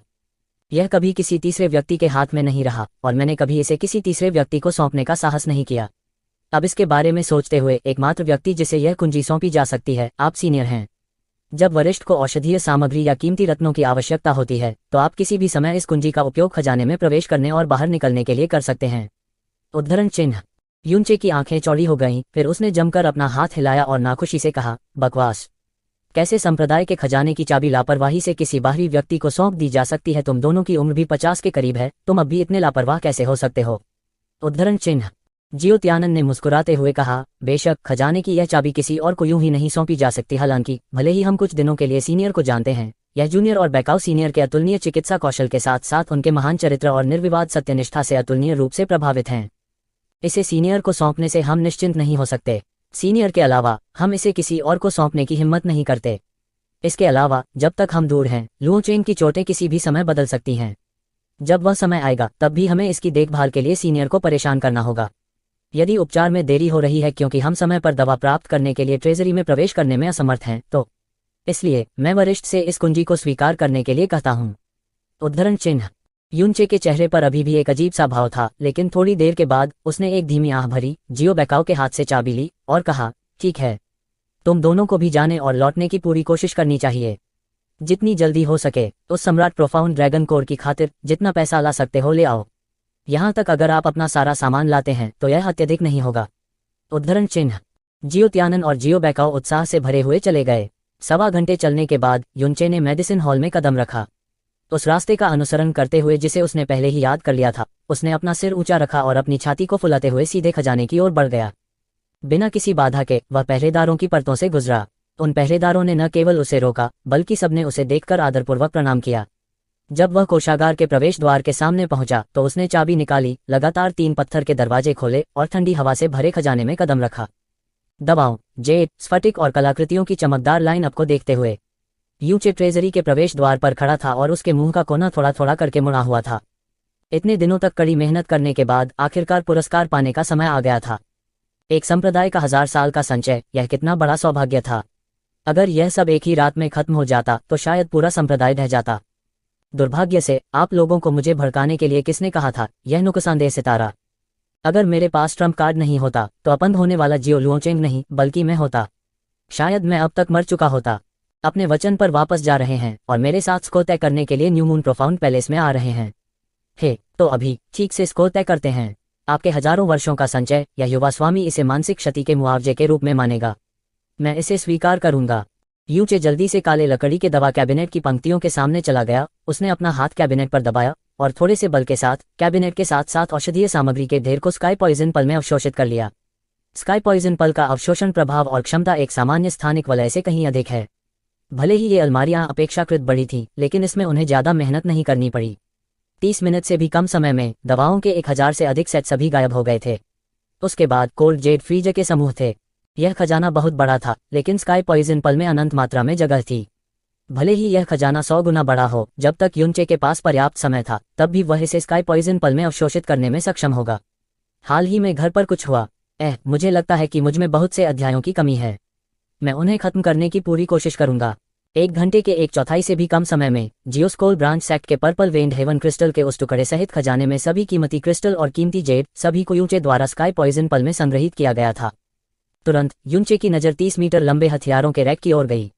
यहाँ रखे जा सकने वाले कोई भी हथियार और कवच साधारण सामान नहीं थे, खासतौर पर टाइगर सोल तलवार जो बीच में लटकी हुई थी। सैकड़ों उच्च गुणवत्ता वाले हथियारों के घेरे में इसने एक राजा की गर्वित आभा जारी की, जिसके कारण लोगों ने पहली नज़र में अनजाने में अपने शरीर पर अपनी निगाहें टिका दी। तलवारें, चाकू, ब्लेड, भाले, परशु, चाबुक, सभी प्रकार के हथियार मौजूद थे, जिनमें अधिकांश तलवारें थीं। आखिरकार जियोशोल और तियानजियान विला एक ही थे। उन्होंने तलवार को अपने मुख्य हथियार के रूप में इस्तेमाल किया। यूनचे ने इन सभी हथियारों को स्काई पॉइजन पल में फेंक दिया और एक धातु का डिब्बा खोला जो हथियार रैक के नीचे बहुत बड़ा नहीं था। बारूद की घुटती हुई गंध ने तुरंत उसके नथुने पर हमला किया और अंदर की वस्तु ने उसे थोड़ा चौंका दिया। इस धातु के बक्से के अंदर 3 बहुत ही छोटे अजीब आकार के हथियार थे, साथ ही 9 मुट्ठी के आकार के लोहे के मोती भी थे। उसने हथियार उठाया और उसे संदेह से भरे चेहरे के साथ आकार दिया। इसकी भावना से यह अजीब आकार का हथियार ठीक स्टील का बना होना चाहिए। सामग्री को कीमती नहीं माना जाता था और यहाँ तक इस खजाने के सभी हथियारों के बीच इसे थोड़ा जर्जर भी कहा जा सकता था, लेकिन इसने यूनचे को बहुत खतरनाक एहसास दिया। यह एक कोने के आकार का था, मोटे तौर पर एक वयस्क की बांह के आकार का, और उसके हाथ में भारी था। इसे पलटते हुए यूनचे ने एक बहुत छोटा लेबल देखा, जहर आग रॉड छड़। यूनचे के ज्ञान में एक छड़ी को एक कुल्हाड़ी के हैंडल पर छेद को संदर्भित करना चाहिए, लेकिन यहाँ यह एक अजीब आकार के हथियार के नाम पर दिखाई दिया। यह पहली बार था जब यूनचे ने इस हथियार को देखा था और पहली बार उसने यह नाम भी सुना था। उसके दिल में एक शक पैदा हुआ, क्या ऐसा हो सकता है कि यह हथियार नहीं था, लेकिन इसे हथियार रैक के नीचे क्यों रखा गया? अगर यह एक हथियार होता, इसमें कोई आक्रामक क्षमता नहीं लगती थी, लेकिन इस खतरे की भावना के साथ क्या था? इस जहर की आग की छड़ के कोने पर धातु का एक फैला हुआ टुकड़ा था जो हिलने में सक्षम प्रतीत होता था। यूचे ने इसे थोड़ा दबाने की कोशिश की। बूम! तेज आवाज के साथ जहर फायर गन के थूथन से ज्वाला की एक जीभ निकली। भारी पीछे हटने की शक्ति के कारण यूनचे अपने नितंबों पर गिर गया। पॉइजन फायर गन उसके हाथ से निकल गई और दूर तक उड़ गई। जमीन पर बैठे यूनचे की आंखें चौड़ी हो गईं जब उसने मुट्ठी के आकार के छेद को देखा जो अचानक उसके सामने दीवार पर दिखाई दिया था। छेद अभी भी धूम्रपान कर रहा था और उसने लार का एक कौर निगल लिया। यह क्या यह किसी प्रकार का छुपा हुआ हथियार हो सकता है? शक्ति वास्तव में इतनी भयानक थी। इसके अलावा गंध से देखते हुए जो चीज अभी अभी निकली थी उसमें स्पष्ट रूप से एक घातक जहर था जो संपर्क में आने पर किसी के गले को सील कर सकता था। यूनचे पास गए और जहर की आग की छड़ उठा ली। फिर उसने धातु के डिब्बे से धातु की गेंद उठाए। उसके हाथों में यह बहुत भारी था। गेंद की सतह पर 3 उथले शब्द थे, स्काई क्वैक थंडर। बड़े शब्दों के नीचे छोटे शब्दों की एक पंक्ति थी, शैनली के साथ बाहरी खोल को चकनाचूर करें और इसे बाहर फेंक दें। इस पिच ब्लैक मेटल बॉल से निकलने वाले खतरे की भावना जहर फायर गन से कहीं अधिक थी। उसके भीतर छिपी शक्ति कितनी भयानक थी, इसकी कल्पना करना आसान था। यूचे ने इसका परीक्षण करने की हिम्मत नहीं की। इसे वापस बॉक्स में डालकर उसने अपने दिल में आह भरी। ये डरावनी चीजें जियोस्कॉल के आर्टिफैक्ट्स एक्ट द्वारा बनाई जानी चाहिए थीं। यदि वह इन 2 चीजों की विशेषताओं से परिचित नहीं था, तो वह निश्चित रूप से एक अतुलनीय रूप से अन्यायपूर्ण मौत मरेगा यदि उसके पास पर्याप्त ताकत नहीं थी और प्रतिद्वंद्वी के अचानक हमले से बच गया था। हालांकि अब जब उन्होंने यूनचे के स्काई पॉइजन पल में प्रवेश कर लिया था, तो वे उसके जीवन रक्षक हथियार बन गए थे। यूचे पूरे 4 घंटे तक कोषागार में रहे। उसने खुले तौर पर खजाने में सब कुछ स्काई पॉइजन पल में बहा दिया और जियोशोल के लिए एक बाल भी नहीं छोड़ा। सब कुछ लूट लेने के बाद यूचे ने संतोष के साथ अपने हाथों से ताली बजाई और बाहर निकलने की ओर चल दिया। जब वह बाहर निकलने से केवल 1 कदम की दूरी पर था, तो वह फिर रुक गया और धीमी आवाज में खुद से बुदबुदाया, बिना आवाज किए किसी की किस्मत को खाली करना थोड़ा अक्षम्य लगता है। कम से कम मुझे उनके लिए कुछ छोड़ देना चाहिए। इस बिंदु तक सोचते हुए यूचे फिर से घूमा और लापरवाही से एक हथियार निकाल लिया। उसने बड़े करीने से दीवार पर बड़े बड़े शब्दों की 3 पंक्तियां उकेरी। थोड़ी देर तक उनकी जांच करने के बाद उसने आखिरकार पत्थर के 3 दरवाजों को बड़े कदमों से बंद कर दिया और खजाने से बाहर चला गया। जैसा कि उसने उम्मीद की थी, जब वह मेडिसिन हॉल में लौटा, जियो त्यानन और जियो बेकाओ अभी भी वापस नहीं आए थे। थोड़ी देर के लिए युनचे ने गोली के कमरे में प्रवेश करने के बाद औषधीय सूप का कटोरा वापस ले लिया और सोते हुए जियो लुओचेन को जगा दिया। वह हंसा और बोला, आओ औषधीय सूप के इस कटोरे को पियो। अपने शरीर पर लगी चोटों और अपने भविष्य के लिए जियो लुओचेन अब अपने इस दादाजी के प्रति 10,000% आज्ञाकारी था। बिना यह पूछे कि यह किस प्रकार की दवा है, उसने सीधे उसे उठा लिया और उसे निगल लिया। पीने के बाद उसने अधीरता से पूछा, दादा, क्या मेरे पिता अभी तक वापस नहीं आए? युनचे ने मुस्कुराते हुए कहा, यह समय की बात है, उसे जल्द ही वापस आना चाहिए। हालांकि जब वे वापस आते हैं तो आपको भी सो जाना चाहिए। कल जब आप उठेंगे तो आपकी गहरी नसें भी पूरी तरह से अपंग हो जाएंगी। यहाँ तक अगर 10 हुआन फुहेज भी आ गए तब भी वे तुम्हें बचाने में सक्षम नहीं होंगे। हे। युनचे के शब्दों ने जियो लुओचेन को एक पल के लिए एकटक घूरने पर मजबूर कर दिया। उसके दिल में अचानक बेचैनी की लहर दौड़ गई और उसने जबरदस्ती मुस्कुराते हुए कहा, दादाजी, आपने क्या कहा? आप मुझसे मजाक कर रहे हैं, है न? मैं पहले भी हमेशा मजाक करता रहा हूँ, लेकिन इस बार तुम्हारे दादाजी, मैं तुम्हारे साथ मजाक नहीं कर रहा हूँ। युनचे हंसे, उनकी हंसी बेहद खतरनाक थी। उसने अपना हाथ बढ़ाया और हल्के से अपना चेहरा पोंछ लिया। पतली चमड़ी की परतें आसानी से उखड़ गईं, जिससे उसका असली चेहरा सामने आ गया। उसकी आवाज भी अपनी मूल आवाज में लौट आई, अच्छा पोता, अच्छी तरह से देख लो कि तुम्हारा दादा कौन है, मैं कौन हूँ। उसकी आंखों के सामने अचानक बदले हुए चेहरे को देखकर जियो लुओचेन को लगा जैसे उस पर बिजली गिर गई हो। उनकी आंखों की जोड़ी बेहद अतिरंजित डिग्री पर जमकर उभरी।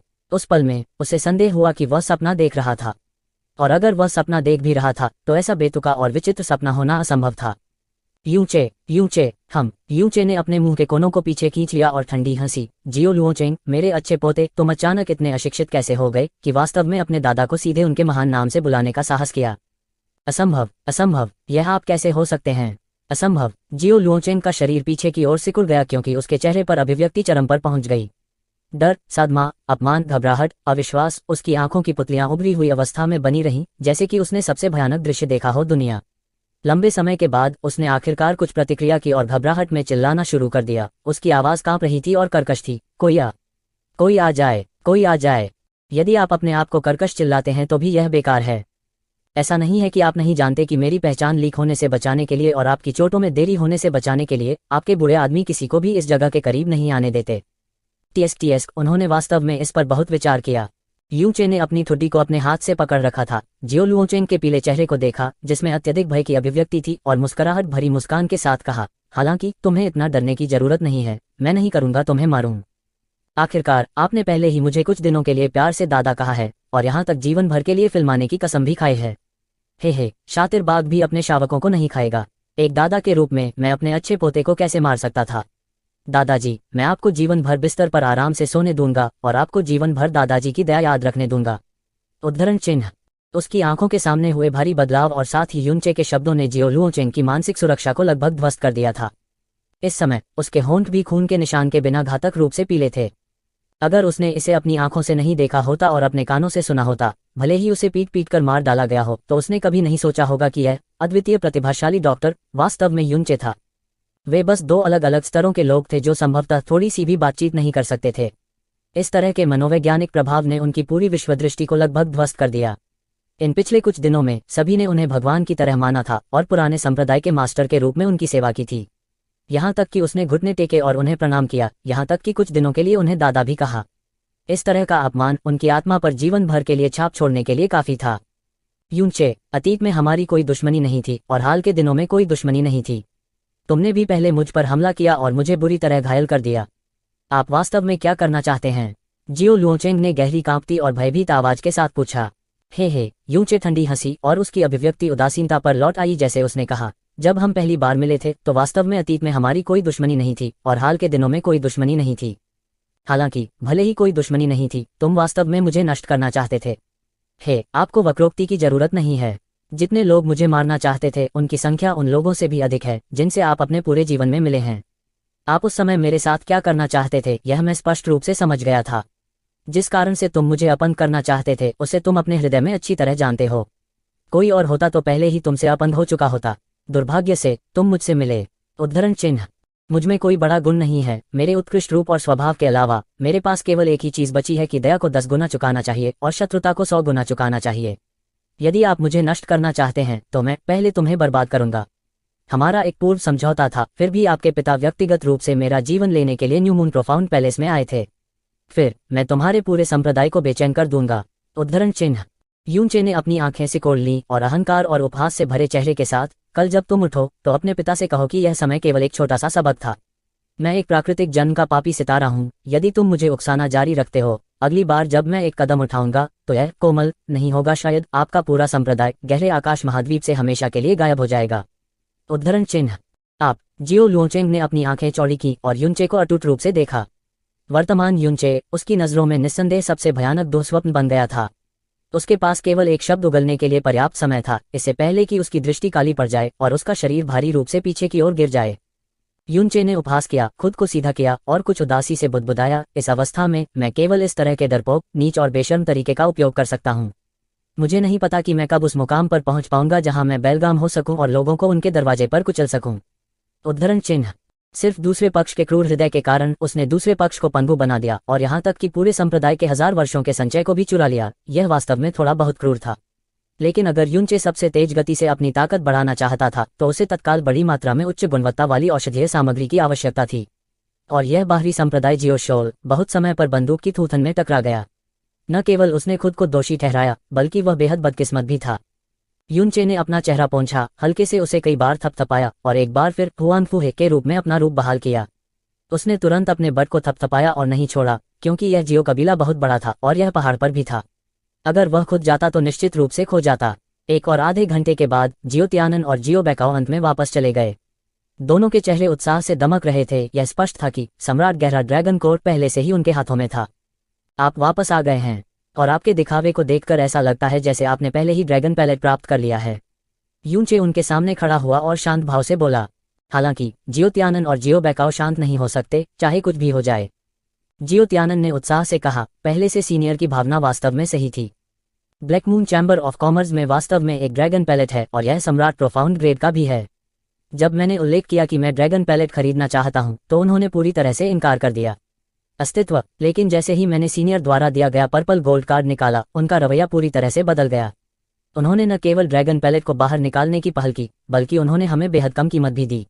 लेकिन उन्होंने हमसे कहा कि इस ड्रैगन पैलेट के बारे में थोड़ी सी भी जानकारी लीक न करें। उद्धरण चिन्ह। जियो त्यानन और जियो बैकाओ की इस सन की गॉड हैंड के लिए प्रशंसा एक मूसलाधार नदी की तरह थी। उन्होंने कभी सपने में भी नहीं सोचा था कि वे अपने जीवन काल में महान सम्राट प्रोफाउंड पैलेट को व्यक्तिगत रूप से देख पाएंगे और यहाँ तक इसे अपने हाथों में पकड़ भी पाएंगे। वापस रास्ते में वे दोनों सबसे तेज गति से वापस दौड़े। वे दोनों उत्साहित और सावधान थे। वे, जो न्यू मून सिटी में एक हाथ से आकाश को ढंक सकते थे, वास्तव में टेंटेहुक पर होने का एहसास था।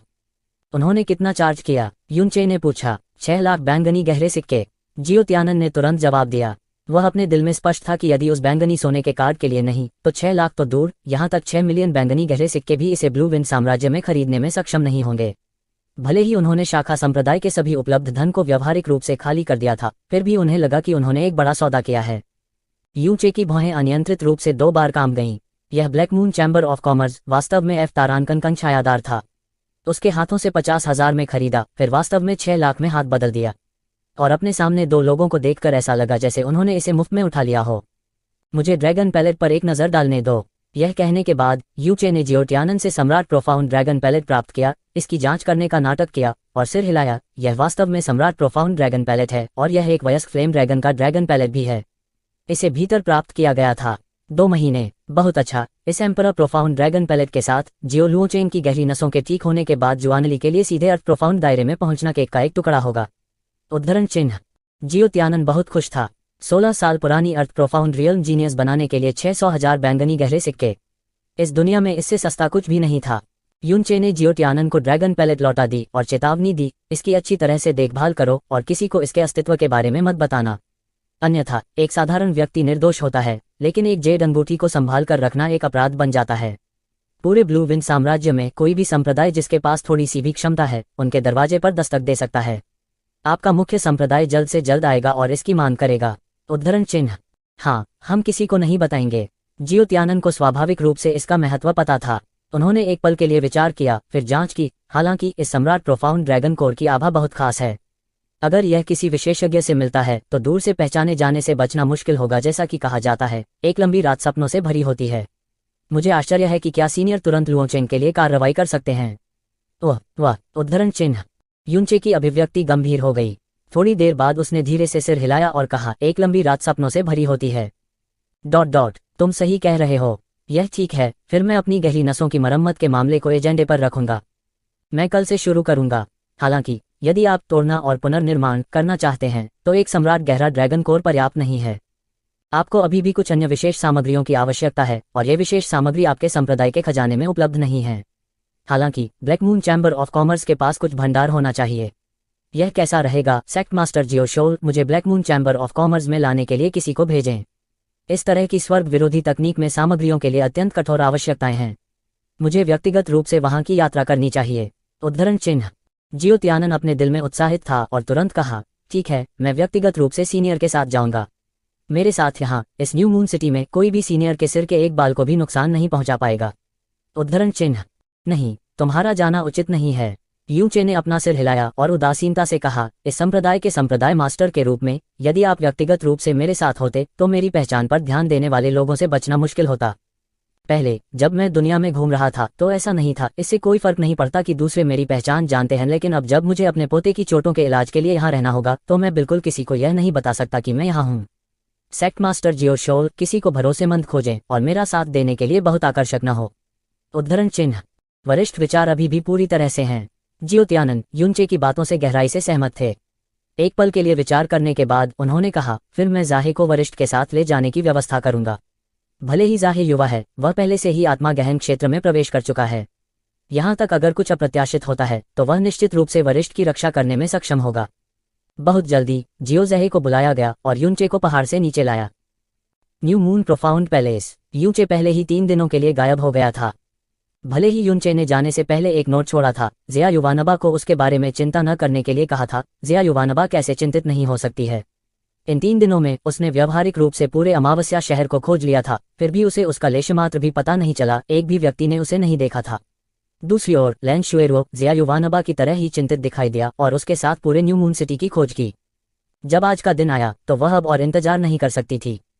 मुझे जियोशोल की यात्रा करनी चाहिए। इतने दिनों तक उसके बारे में पूछताछ करने के बाद न्यू मून सिटी में एक भी व्यक्ति ने उसे नहीं देखा।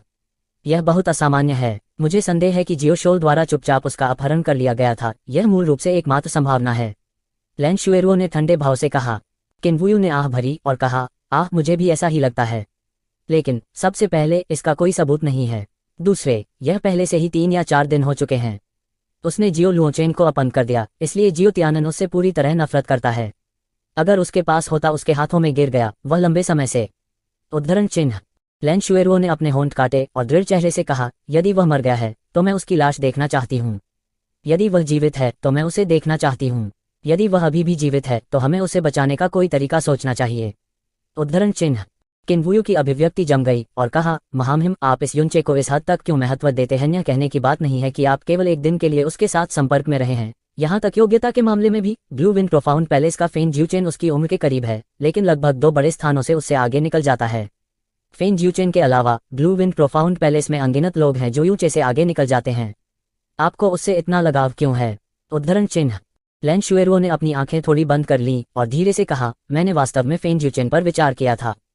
लेकिन भले ही उसने बनिंग हेवन स्कूल को धोखा दिया, फिर भी वह बनिंग हेवन स्कूल में पैदा हुआ व्यक्ति था और यहाँ तक कि क्लान मास्टर का जैविक पुत्र भी है। यहाँ तक अगर वह हमारे शाही परिवार में प्रवेश करता तब भी दूसरों द्वारा उसकी आलोचना की जाती। इसके अलावा आप उसके स्वभाव को सबसे अच्छे से जानते हैं। वह मौन है, लगभग भावहीन है और एक भेड़िए की तरह अभिमानी और दम्भी है। अपने अहंकार के कारण उसने बनिंग हेवन स्कूल को भी धोखा दिया। वह शाही परिवार की सेवा करने के लिए कैसे तैयार हो सकता है? इस दुनिया में ऐसा कोई नहीं है जो वास्तव में उसे नियंत्रित कर सके। उद्धरण चिन्ह। यूनचे, पैलेस चीफकिन के बारे में क्या आपने उस व्यक्ति के बारे में सुना है जो एक पूरे दायरे के अंतर के बावजूद अपने प्रतिद्वंद्वी को एक चाल में पंगु बना सकता है? मैं युवावस्था से ही मोनाक हॉट आर्ट्स की खेती कर रहा हूँ और पढ़ने में सबसे कुशल हूँ। मन यहाँ तक फेन ज्यूचेन भी मेरी नजरों से बच नहीं सका, लेकिन जब यूनचे का सामना कर रहा था तो मैं उसके आर पार नहीं देख पा रहा था। मेरा मानना कि जब पैलेस चीफकिन ने उनका सामना किया तो आपको निश्चित रूप से ऐसा ही महसूस होगा। इस तरह का व्यक्ति केवल एक ही है जिसे मैंने अपने पूरे जीवन में देखा है। सबसे भयानक बात यह है कि वह केवल 16 वर्ष का है। उद्धरण चिन्ह। किन्वुयू ने कहा, महामहिम सही हैं। उनकी चतुरता अथाह है। उनकी आंखों से मैं केवल वही देख सकता हूँ जो वह मुझे देखना चाहते हैं, और जो वे नहीं चाहते कि मैं देखूं, मैं जरा सा भी नहीं देख सकता। बात बस इतनी सी है कि इस तरह के व्यक्ति को नियंत्रित करना फेंग जुक्सिन से भी कठिन होना तय है। उद्धरण चिन्ह। नहीं, यह अलग है। लैन शुएरुओ ने अपना सिर हिलाया। मुझे जो चाहिए वह नियंत्रण नहीं है, मुझे केवल उम्मीद है कि जब समय आएगा तो वह शाही परिवार का प्रतिनिधित्व कर सकता है और इस पक्ष में मेरी मदद कर सकता है। उस दिन भोज में क्योंकि जिया युवानबा घायल हो गया था, वह मौके पर गुस्से में उड़ गया और सबकी आंखों के सामने जिया युवानबा को घायल करने वाले व्यक्ति को भारी रूप से घायल करने में संकोच नहीं किया। यह साबित करने के लिए काफी है कि वह एक ऐसे व्यक्ति हैं जो दोस्ती को बहुत महत्व देते हैं। जब तक आप उसके साथ ईमानदारी से व्यवहार करते हैं, वह भी आपके साथ ईमानदारी से व्यवहार करेगा। इसके अलावा उसका शरीर वर्तमान में बत्तख की तरह है और कहीं नहीं जाना है। ब्लू विंड प्रोफाउंड पैलेस में मेरा पीछा करने के बाद सब कुछ स्वाभाविक रूप से ठीक हो जाएगा। और अभी यह एक बेहतरीन अवसर था। यदि वह वास्तव में जियो शोल के हाथों में है और अभी भी जीवित है, तो वह निश्चित रूप से इस एहसान को अपने दिल में याद रखेगा और उस समय वह निश्चित रूप से मना नहीं करेगा। उद्धरण चिन्ह। भले ही उसने लैन शुएरुओ के विभिन्न कारणों को पहले ही कई बार सुना था, किन वुयू अभी भी पूरी तरह से समझ नहीं पाई थी कि युनचे में उसका आत्मविश्वास और मूल्य वास्तव में कहां से आया था। आखिरकार भले ही युनचे का प्रदर्शन बेहद चौंकाने वाला था, लेकिन उसका शुरुआती बिंदु बहुत कम था। 16 वर्ष की आयु में नवजात गहन दायरे के पहले स्तर पर होने के नाते न्यू मून सिटी के ऊपरी क्षेत्रों में माना जा सकता है, लेकिन उस स्तर पर यह सिर्फ उल्लेख के लायक नहीं था। इसके अलावा उस समय की दूरी पहले से ही बहुत बहुत करीब थी। इतने कम समय में वह संभवतः वांछित ऊंचाई तक कैसे पहुंच सकता था? शायद यह उनका मोनार्क हॉट आर्ट्स था जिसने कुछ महसूस किया। चूंकि यह आपका महामहिम का निर्णय है, मैं स्वाभाविक रूप से इसका विरोध नहीं करूंगा। यदि महामहिम जोर देते हैं तो मैं आपकी महारानी के साथ शाखा संप्रदाय में जाऊंगा। किनवुयू ने कुछ बेबसी से कहा, भले ही वह जानता था कि अगर युनचे वास्तव में जियोस्कोल के हाथों में पड़ गया तो यह निश्चित रूप से अच्छे होने के बजाय बीमार होगा। कोई जरूरत नहीं है, यह सबसे अच्छा है अगर यह मामला अब इस न्यू मून प्रोफाउंड पैलेस में शामिल न हो। मैं खुद जा सकता हूं, जरूरत पड़ी तो मैं अपनी पहचान उजागर करूंगा। उद्धरण चिन्ह। किनवुयू एक पल के लिए झिझकी और फिर सिर हिलाया। यूचे और जियोजहे पहले ही आधे घंटे के लिए चल चुके थे और उन्हें पहले ही संप्रदाय छोड़ देना चाहिए था। जियो त्यानन पूरे समय सम्राट प्रोफाउंड ड्रैगन कोर को अपने हाथों में पकड़े हुए था और एक पल के लिए भी उसे जाने देने की हिम्मत नहीं कर रहा था। इस समय उसने अचानक कुछ सोचा, अपने माथे पर थप्पड़ मारा और कहा, बाइक आओ, जल्दी से ट्रेजरी में जाओ और स्नो माउंटेन कोल्ड जेड से बने बॉक्स को ले आओ। जियो बेकाओ ने जवाब दिया और चला गया। कुछ देर बाद ही वह व्यावहारिक रूप से लड़खड़ाया और रेंग कर वापस चला गया। उसका रंग पीला और डरा हुआ था, मानो उसने अभी अभी दिन के उजाले में शैतान को देखा हो। उसने तुरंत खुद को जियो त्यानन के सामने फेंक दिया और कांपती आवाज के साथ कहा, पंत, संप्रदाय मास्टर, खजाना, खजाना खाली है, खाली है, खाली है, खाली, क्या खाली है? जियो त्यानन का दिल धड़क उठा और एक पल के लिए उसने पूरी तरह से प्रतिक्रिया नहीं दी। जियो बेकाओ ने लार का एक कौर जमकर निगल लिया और कठिनाई से कहा, कुछ भी नहीं बचा है। ट्रेजरी के अंदर कुछ भी नहीं बचा है, कुछ भी नहीं बचा है। क्या? जियो त्यानन डर के मारे पीला पड़ गया। एक पल के लिए वहां खाली खड़े होने के बाद वह पागलों की तरह ट्रेजरी की ओर दौड़ा। खड़खड़ाहट की आवाज के साथ खजाने का आखिरी दरवाजा खुल गया। खजाने के प्रवेश द्वार पर खड़े होकर जियो त्यानन का सिर एक बूम ध्वनि के साथ फट गया, जैसे कि वह फटने वाला था। उसके सामने जो दिख रहा था वह एक विशाल विस्तार था। कोषागार जो लगभग 10,000 वर्ग मीटर का था, इतना खाली था कि हर कोना साफ देखा जा सकता था। सभी औषधीय सामग्री, कीमती हथियार, कीमती क्रिस्टल, कीमती रत्न और यहाँ तक कि संप्रदाय के गहन कौशल और गहन कलाएं, वह सब कुछ जो उनके संप्रदाय ने 1000 वर्षों तक संचित किया था, पूरी तरह से गायब हो गया था। यह इतना साफ था कि ऐसा लगता था जैसे यह अभी अभी तूफान में बह गया हो। बालों का एक कतरा भी नहीं देखा जा सकता था। जियो त्यानन का शरीर जमकर हिल गया। भले ही वह संप्रदाय गुरु था और असाधारण रूप से मजबूत मानसिक शक्ति वाला था, फिर भी वह मौके पर ही लगभग पागल हो गया था। क्या हो रहा है? क्या चल रहा है? वास्तव में क्या हुआ था? यहाँ चीजें कहाँ हैं? वे कहाँ गए थे? मुझे नहीं पता, मुझे नहीं पता। जियो बेकाओ ने अत्यंत भयभीत अभिव्यक्ति के साथ जल्दी से अपना सिर हिलाया। जब वह अभी यहाँ पहुंचा ही था और उसने खजाने का दरवाजा खोला ही था, तो वह झटके से तुरंत अपने बट पर गिर पड़ा। अब भी उसका शरीर अभी भी हिंसक रूप से कांप रहा था और उसका मन भय से अस्तव्यस्त अवस्था में था। इस खजाने की चीजें पूरे शाखा संप्रदाय की नींव थीं, पूरे संप्रदाय की जीवन रेखा थी। मैंने सिर्फ गार्ड से पूछा। आज केवल हुआनफू ही यहाँ आया था और वह पूरे 4 घंटे अंदर रहा। हुआनफू? वह? जियो त्यानन अचानक चौंक गया और फिर एक पीले चेहरे के साथ अपना सिर हिलाया। असंभव, यह उसे नहीं होना चाहिए। वह सन की भगवान का हाथ है, यह कैसे हो सकता है?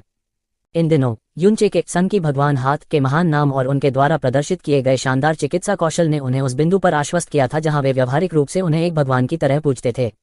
उनके अभिनय कौशल बहुत अच्छे थे और इस तरह के दृश्य का सामना करने पर भी जियो त्यानन ने अवचेतन रूप से उस पर संदेह नहीं किया, क्योंकि दुनिया के नंबर 1 जीनियस डॉक्टर जैसा व्यक्ति अपने छोटे संप्रदाय की चीजों के लिए कल्पना क्यों करेगा, और वहां था उसके लिए ऐसा करने का कोई कारण नहीं है। चीज, बात, काम, वस्तु, पदार्थ, प्राणी, योग्य बात, रचना, सृजन, जीव जंतु, काबिल बात। इसके अलावा उसका जुआनली केवल नवजात गहन दायरे में था और उस पर कोई स्थानिक घेरा नहीं था। यहाँ तक अगर यह उच्चतम श्रेणी के बैंगनी रंग का स्थानिक वलय होता तो इसमें केवल कुछ 100 घनमीटर का स्थान होता। यह संभवतः पूरे खजाने की सामग्री को कैसे स्थानांतरित कर सकता है। संप्रदाय गुरु, वहां पर, लगता है वहां पर कुछ शब्द लिखे हुए हैं। सामने की दीवार की ओर इशारा करते ही जियो बैकाओ की आंखें फैल गईं। जियो त्यानन की निगाहें उन पर पड़ी और उनकी आंखों के सामने बड़े करीने से लिखे अक्षरों की 3 कतारें दिखाई दीं। बूढ़े आदमी जियो त्यानन, मैं आपसे और मेरे पोते जियो लुओचेंग से उपहार स्वीकार करूंगा। चूंकि आपने मुझे भड़काने का फैसला किया है तो आपको उचित कीमत चुकानी होगी। हालांकि यह देखते हुए कि आप दोनों ने पिछले 2 दिनों में मेरी काफी आराम से सेवा की है, मैं आपको 2 रहस्य बताता हूं। पहला, मेरा गरीब पोता जियो लुओचेंग इस बार वास्तव में अपंग है। यहां तक अगर असली हुआनफू वह आता है तो उसे बचाने के बारे में मत सोचो। दूसरी बात, वह सम्राट प्रोफाउंड ड्रैगन कोर नकली था। हा हा हा हा। 3 पंक्तियों के नीचे एक बड़ा नाम था, मास्टर यूचे। यह सही है, यूचे ने सीधे अपने हस्ताक्षर किए। दरअसल अगर उसने इस नाम को नहीं छोड़ा होता तो जियो त्यानन कभी भी इसे उसके साथ नहीं जोड़ पाता। हालांकि उसने फिर भी इसे छोड़ दिया। यह एक प्रकार का अहंकार था, एक प्रकार का आत्मविश्वास और दम्भ, और इससे भी अधिक एक प्रकार का अपमान। मैं बस तुम्हें यह जानना चाहता हूं कि किसने तुम्हें ऐसा परिणाम भुगतने के लिए प्रेरित किया। मैं बस चाहता हूं कि आप यह जाने कि आपने किसे नाराज किया है। मैं बस चाहता हूं कि आप यह जाने कि आपने किसे नाराज किया है। बदला लेना चाहते हैं, मेरे पास आओ। जियो त्यानन का शरीर हिंसक रूप से हिल गया और उसका रंग तुरंत अतुलनीय रूप से पीला पड़ गया। चिंता और क्रोध के हमले के तहत खून की एक लहर तेजी से बढ़ी और उसके मुंह से हिंसक रूप से निकल गया। उसका पूरा शरीर भी अकड़कर पीछे की ओर गिर गया। एक रात में संप्रदाय की 1000 साल की विरासत पूरी तरह से खत्म हो गई। कौन इस तरह के झटके का सामना कर सकता है। संप्रदाय गुरु जियो बैकाओ दो में रोया और जल्दी से गिरे हुए जियो त्यानन का समर्थन किया। जियो त्यानन मौके पर बेहोश नहीं हुए, लेकिन उनका चेहरा पहले से ही पूरी तरह से खून से रहित था। कर्कश बुदबुदाते हुए उनकी आंखें भी फोकस से बाहर हो गईं। असंभव, असंभव, असंभव। उसने पहले कभी यूचे की शक्ल नहीं देखी थी, लेकिन वह जानता था कि वह केवल 16 साल का युवक था। चाहे कुछ भी हो, वह एक 16 वर्षीय युवक को प्रतिभाशाली डॉक्टर के साथ जोड़ने में असमर्थ था, जो 3-4 दिनों तक संप्रदाय में रहा था। वह शानदार चिकित्सा कौशल और समझ, वह ऋषि जैसा स्वभाव और दुनिया को देखने वाली नजर, एक 16 वर्षीय युवा के पास यह सब कैसे हो सकता है। यदि यह एक भेष था तो वह पृथ्वी गहन क्षेत्र का एक प्रतिष्ठित अभ्यासी, नवजात गहन क्षेत्र कमजोर व्यक्ति के भेष के माध्यम से कैसे नहीं देख सकता था। इससे भी अधिक, वह यह नहीं समझ पा रहा था कि इतने बड़े खजाने में सभी वस्तुओं को दूर करने के लिए उसने कौन सा तरीका अपनाया था। परिवार की हजारों साल की विरासत को पल भर में खोखला कर दिया था। इस तरह के प्रहार ने उसके मनोवैज्ञानिक बचाव को पूरी तरह से नष्ट कर दिया था, जिससे उसे ऐसा महसूस हो रहा था जैसे वह किसी बुरे सपने में है। वह विश्वास नहीं कर सकता था कि यह सब वास्तविक था, और केवल 3 शब्द शुरू से अंत तक उसके दिमाग पर छाए रहे, असंभव, असंभव, असंभव। यूचे, क्या यही वह व्यक्ति है जिसने यंग सेक्ट मास्टर को घायल किया था। जियो बैकाओ ने जियो त्यानन के शरीर का समर्थन किया और दांत पीसते हुए कहा, संप्रदाय गुरु, शांत हो जाओ। अभी हमें जिस चीज की सबसे अधिक आवश्यकता है वह है शांत हो जाना। वह हुआनफू वह वेश में यूचे प्रतीत होता है। उसने इतने दिनों से सिर्फ इसलिए योजना बनाई थी कि वह हमसे बदला लो। हालांकि उसे बहुत दूर नहीं जाना चाहिए था। इस समय उसे कुछ समय पहले ही संप्रदाय छोड़ देना चाहिए था, और शायद हमें उम्मीद नहीं थी कि हम इतनी जल्दी खजाने में प्रवेश करेंगे। जाहे उसके साथ है। जाहे को सूचित करने के लिए तुरंत साउंड ट्रांसमिशन तावीज का उपयोग करें और उसे यूचे को तुरंत पकड़ने दें। राजकोष में रखा सामान भी बरामद किया जा सकता है। उद्धरण चिन्ह। जियो बैकाओ के शब्दों ने जियो त्यानन को ऐसा महसूस कराया जैसे वह एक सपने से जाग गया हो। उसने जल्दी से एक साउंड ट्रांसमिशन टेलिस्मैन निकाला और जियो जहे के साउंड ट्रांसमिशन इम्प्रिंट पर लॉक कर दिया। जैसा कि जियो बैकाओ ने उम्मीद की थी, यूचे और जियो जहे ने वास्तव में संप्रदाय को बहुत दूर नहीं छोड़ा था। हालांकि इस बिंदु पर यूचे ने अपने कदम रोक लिए और जियो जहे से उदासीन चेहरे से कहा, ठीक है, मुझे विदा करने की कोई आवश्यकता नहीं है। आपको बस यहाँ इंतजार करना होगा, मैं खुद black Moon Chamber of commerce जाऊंगा। उद्धरण चिन्ह। जियो जाहे ने खाली देखा और उलझन में कहा, लेकिन black Moon Chamber of Commerce में अभी भी एक लंबा रास्ता तय करना है। सेक्ट मास्टर ने मुझे बार बार सीनियर की सुरक्षा की रक्षा करने का निर्देश दिया है। हम्फ, यूचे ने अधीरता से सूंघते हुए कहा, black Moon Chamber of Commerce में जाने से पहले मेरे पास अभी भी कुछ निजी मामले हैं, इसलिए मुझे किसी का अनुसरण करने की आवश्यकता नहीं है। आपको बस यहाँ इंतजार करना होगा। जीनियस डॉक्टर को देखकर दुखी अभिव्यक्ति प्रकट हुई। जियो जहे का दिल धड़क उठा। वह अभी भी कैसे बने रहने की हिम्मत कर सकता था और जल्दी से कहा, चून कि यह सीनियर का आदेश है, जूनियर। जूनियर यहाँ इंतजार करेगा। ठीक इसी क्षण उन्होंने अपने साउंड ट्रांसमिशन टेलिस्मैन से आने वाले ऊर्जा के उतार चढ़ाव के निशान महसूस किए। लंबी दूरी की ध्वनि संचरण प्राप्त करने के लिए हर बार एक ध्वनि संचरण तावीज का उपयोग किया जाना चाहिए। साउंड ट्रांसमिशन टेलिस्मैन के भीतर छिपा हुआ एक छोटे पैमाने का साउंड ट्रांसमिशन एरे था। इस प्रकार यहाँ तक 10 ली की सीमा के साथ सबसे कम ग्रेड ध्वनि संचरण तावीज बेहद महंगा था। एक उच्च ग्रेड ध्वनि संचरण तावीज जो 1000 ली ध्वनि संचरण प्राप्त कर सकता था, कीमत और भी अधिक खगोलीय थी। इस प्रकार यदि यह एक महत्वपूर्ण मामला नहीं था तो सामान्य रूप से ध्वनि संचरण तावीज का उपयोग करने के लिए तैयार नहीं होगा। जियो जहे ने जल्दी से साउंड ट्रांसमिशन जेब निकाल लिया। तुरंत जियो त्यानन की दहाड़ उसके दिमाग में फैल गई, जिससे वह एक पल में डर से पीला पड़ गया। वह अनैच्छिक रूप से अलार्म में चिल्लाया, क्या? मूल रूप से युनचे की योजना के अनुसार जियोस्कोल शाखा संप्रदाय के खिलाफ इस बार का बदला और लूट अभियान दोषरहित और मूर्खतापूर्ण होना चाहिए था। प्रारंभिक और मध्य चरण भी अतुलनीय रूप से सुचारू रूप से किए गए थे। उसकी योजना के अनुसार आज अंत होगा। वह एक ऐसे व्यक्ति को जाने देगा जो जियोस्कोल के लिए बहुत महत्वपूर्ण नहीं था, उसे संप्रदाय से बाहर भेज दिया। फिर वह खुद जाने का बहाना ढूंढता। उसके बाद वह बिना किसी निशान के भाग जाएगा, जियोशोल को कहीं नहीं मिलेगा। उसके बाद वह बेतहाशा यह खबर फैलाएगा कि जियोशोल ने एक सम्राट प्रोफाउंड ड्रैगन कोर प्राप्त किया था। इस तरह 10,000 ली के दायरे में अलार्म बज जाएगा और अनगिनत लोग जो इस सम्राट प्रोफाउंड ड्रैगन कोर को चाहते थे उसके दरवाजे पर दस्तक देंगे। उस समय पूरा संप्रदाय दुख की खाई में डूब जाएगा, दिन रात शांति पाने में असमर्थ होगा। बदला लेने के लिए उसे खोजने के लिए किसके पास अतिरिक्त ऊर्जा होगी? हालांकि कोई व्यक्ति कितना भी चतुर क्यों न हो, यह स्पष्ट रूप से भविष्यवाणी करना असंभव था कि कोई आगे क्या करेगा। उदाहरण के लिए युनचे ने भी यह उम्मीद नहीं की थी कि वह केवल इतने कम समय के लिए चला गया था। फिर भी जियो त्यानन ने वास्तव में जियो बैकाओ को राजकोष में जाने के लिए मजबूर किया, क्योंकि एक छोटी सी बात अचानक उसके दिमाग में आ गई।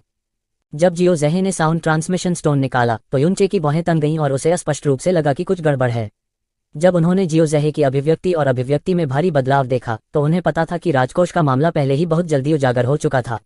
भौहें चढ़ाते हुए उसने अचानक अपने दिल में शाप दिया, FCK, यह तार्किक नहीं है। यह इतना तेज कैसे हो सकता है? सिद्धांत रूप में इसे कल ही खोजा जाना चाहिए था। आहा। युनचे रन नहीं बना पाए। इसके बजाय स्थिर कदमों के साथ आगे बढ़ने पर उसकी अभिव्यक्ति नहीं बदली। उसने प्रार्थना की कि वह बस कुछ ज्यादा ही सोच रहा है और जियो जहे की प्रतिक्रिया कुछ और ही थी। हालांकि सौभाग्य से ऐसा नहीं हुआ। उसके पीछे से अचानक एक हड्डी भेदी हत्या का इरादा आया। युनचे, यह वास्तव में तुम हो कमीने, मुझे अपनी जान दो। युनचे के कदम थम गए। फिर बिना कुछ सोचे समझे वह अपनी तीव्र गति से आगे बढ़ गया। हालांकि जियो जहे पहले ही चिल्ला चुका था, फिर भी वह अपने दिल में बहुत घबराया हुआ था। वह अपने सामने प्रतिभाशाली डॉक्टर को युनचे से जोड़ने में असमर्थ था। हालांकि युनचे के पागल हो जाने से इसने तुरंत जियो जहे को अब कोई संदेह नहीं होने दिया। ठंडे दिमाग से मारने के इरादे से उसने युनचे का आंधी की तरह पीछा किया। मोली, इस व्यक्ति का साधना स्तर क्या है? आत्मा गहन क्षेत्र का पहला स्तर। आपको क्या लगता है कि मेरे उसके हाथों से बचने की क्या संभावना है? उद्धरण चिन्ह। तुम्हारे और उसके बीच 2 बड़े क्षेत्रों का अंतर है। यदि यह राजकुमारी एक चाल नहीं चलती है तो तुम्हारे बचने की संभावना 0 है। यदि यह राजकुमारी एक चाल चलती है तो वह मर जाएगा। हालांकि भले ही आप अपने शरीर के सभी रक्त का उपयोग कर लें, फिर भी इस राजकुमारी के मरने की 90% संभावना होगी। मोली ने धीमी आवाज में कहा। उद्धरण चिन्ह ... उद्धरण चिन्ह। अपने दिल में युनचे ने जियो त्यानन के पूर्वजों की सभी 18 पीढ़ियों को श्राप दिया। आपने अभी अभी सम्राट गहरा ड्रैगन कोर प्राप्त किया है। आप इसके साथ जियो बैकाओ के साथ क्यों नहीं खेल रहे हैं और अपनी बहन के खजाने में भाग रहे हैं? नन्हे कमीने, देखते हैं कि तुम कहाँ भाग सकते हो। पीछे से जियो जहे की भयावह आवाज आई। आत्मिक गहन क्षेत्र की साधना के साथ नवजात गहन क्षेत्र तक पहुंचना बहुत आसान था। चंद सांसों में ही उनके बीच की दूरी आधे से भी कम हो गई थी। कुछ और सांसों में वह पकड़ा जाएगा। और इस समय इसके बजाय युनचे पूरी तरह से शांत हो गया था। उसका दाहिना हाथ उसके बाएं हाथ को छू गया और उसके हाथ में एक पिचकाली भारी धातु की गेंद पकड़ी गई। जुआनली द्वारा सावधानी से बाहरी आवरण को चकनाचूर करने के साथ वह अचानक मुड़ा और उसे अपने पीछे फेंक दिया। आसमानी कंपन थंडर। अचानक एक धातु की गेंद उस गति से उसकी ओर उड़ी जिसे बहुत तेज नहीं माना जाता था। अगर यह कोई और होता तो वे सबसे अधिक तिरस्कार में इसे थप्पड़ मार देते। हालांकि जियो जहे अलग था। उन्होंने स्काई ट्रेमर थंडर को पहचान लिया और व्यक्तिगत रूप से इसकी शक्ति को देखा। जैसे जैसे उनकी पुतलियां सिकुड़ती गईं, उनका शरीर अचानक नीचे झुक गया और बहुत ही भद्दे मुद्रा में चकमा दे गया। फिर उसने अपने सिर को दोनों हाथों से पकड़ लिया और तेजी से जमीन पर गिर पड़ा। बूम! स्काई ट्रेमर थंडर जमीन पर उतरा और एक जोरदार धमाके के साथ फट गया। गड़गड़ाहट की आवाज के बीच रेत और धूल आसमान में भर गई। रेत और धूल के नीचे 4 से 5 मीटर के व्यास वाला एक बड़ा गड्ढा था जिससे गाढ़ा काला धुआं निकलता था। यूनचे घूमा और इस आश्चर्यजनक शक्ति से थोड़ा चौंक भी गया। फिर उसने बिना किसी हिचकिचाहट के दूसरे स्काई ट्रेमर थंडर को अपने हाथ में पकड़ लिया। तुम छोटे से दोगले, तुम वास्तव में मेरे संप्रदाय के खजाने को चुराने की हिम्मत करते हो। उद्धरण चिन्ह। जियो जहे कुछ खेदजनक स्थिति में जमीन से रेंगते हुए ऊपर आए और गुस्से से दहाड़ने लगे। फिर उसने एक बार फिर यूनचे का पीछा किया और पलक झपकते ही उनके बीच की दूरी एक बार फिर कम हो गई। यूनचे ने अपना सिर झुकाया, उसके हाथ में थोड़ा बल डाला और उसके पीछे दूसरा स्काई ट्रेमर बम फेंका। इस बार उसने उसे जियो जहे के चेहरे की ओर नहीं मारा, बल्कि उसके सामने जमीन पर फेंक दिया। स्काई ट्रेमर बम को अपने सामने गिरते देख जियो जहे उम्मीद के मुताबिक डर से पीला पड़ गया। उसने जल्दी से अपने कदम रोक लिए और पीछे की ओर गिर गया। बूम! हवा की एक झुलसाने वाली लहर ने पीछे से हमला किया और इसके प्रभाव से यूनचे डगमगा गया और लगभग गिर गया। दोनों के बीच की दूरी भी अस्थायी रूप से अलग हो गई थी, लेकिन यह केवल अस्थायी रूप से थी। एक स्काई ट्रेमर बम उसे केवल कुछ सांसें ही खरीद सकता था। अपने हाथ में तीसरे स्काई ट्रेमर बम के साथ उसे सबसे तेज गति से शहर में भागना था। केवल शहर में प्रवेश करके ही उसके बचने की संभावना होगी। कमीने, कुल मिलाकर केवल 6 स्काई ट्रेमर बम हैं। एक बार जब आप उनका उपयोग करना समाप्त कर लेते हैं तो देखते हैं कि आप और कहां भाग सकते हैं। जियो जहे ने उसका पीछा किया, लेकिन वह पहले से ही गुस्से में अपने दांत पीस रहा था। स्काई ट्रेमर बम जियो शोल के मेन सेक्ट के आर्टिफैक्ट सेक्ट द्वारा बनाया गया एक गर्म हथियार था। इसकी शक्ति अत्यंत महान थी और यहाँ तक कि उसकी आत्मा गहन लोक साधना के साथ भी यदि उसे सीधा प्रहार करना होता तो वह या तो मर जाता या घायल हो जाता। ये स्काई ट्रेमर बम एक जीवन रक्षक हथियार थे जो केवल शाखा संप्रदाय के बुजुर्गों के पास रखने के योग्य थे। अब न केवल यह यूनचे के हाथों में पड़ गया, बल्कि उसके द्वारा इसका बेईमानी से इस्तेमाल भी किया गया। सौभाग्य से प्रतिद्वंद्वी का जुआनली बहुत कम था और वह आसानी से बाहर फेंके गए स्काई ट्रेमर बम से बच सकता था, नहीं तो आज उसकी यही मौत हो जाती। जियो जहे जिस बात को लेकर चिल्लाया वह भी यूनचे को चिंतित कर रहा था। वास्तव में केवल 6 स्काई ट्रेमर बम थे और ये 6 एक साथ जोड़े जाने से उसे केवल 2 मिनट से भी कम समय मिल सकता था। यह समय उसके लिए शहर में दौड़ने के लिए पर्याप्त नहीं था। उसे कुछ अन्य तरीकों के बारे में सोचना पड़ा। यूनचे ने अपने हाथ में स्काई ट्रेमर बम पकड़ा हुआ था। उसकी भौहें और भी सख्त हो गईं। उसने बहुत अधिक पीछा सहा था और जो इससे 100 गुना अधिक खतरनाक थे उनकी गणना करना बहुत अधिक था। उनमें से अधिकांश ने बचने के लिए स्काई पॉइजन पल की जहर शक्ति का उपयोग किया था, लेकिन अब जब स्काई पॉइजन पल की जहर शक्ति गायब हो गई थी और उसने सभी स्टार कंसीलिंग ग्रास का उपयोग कर लिया था तो उसके लिए उनसे सीधे लड़ना असंभव था।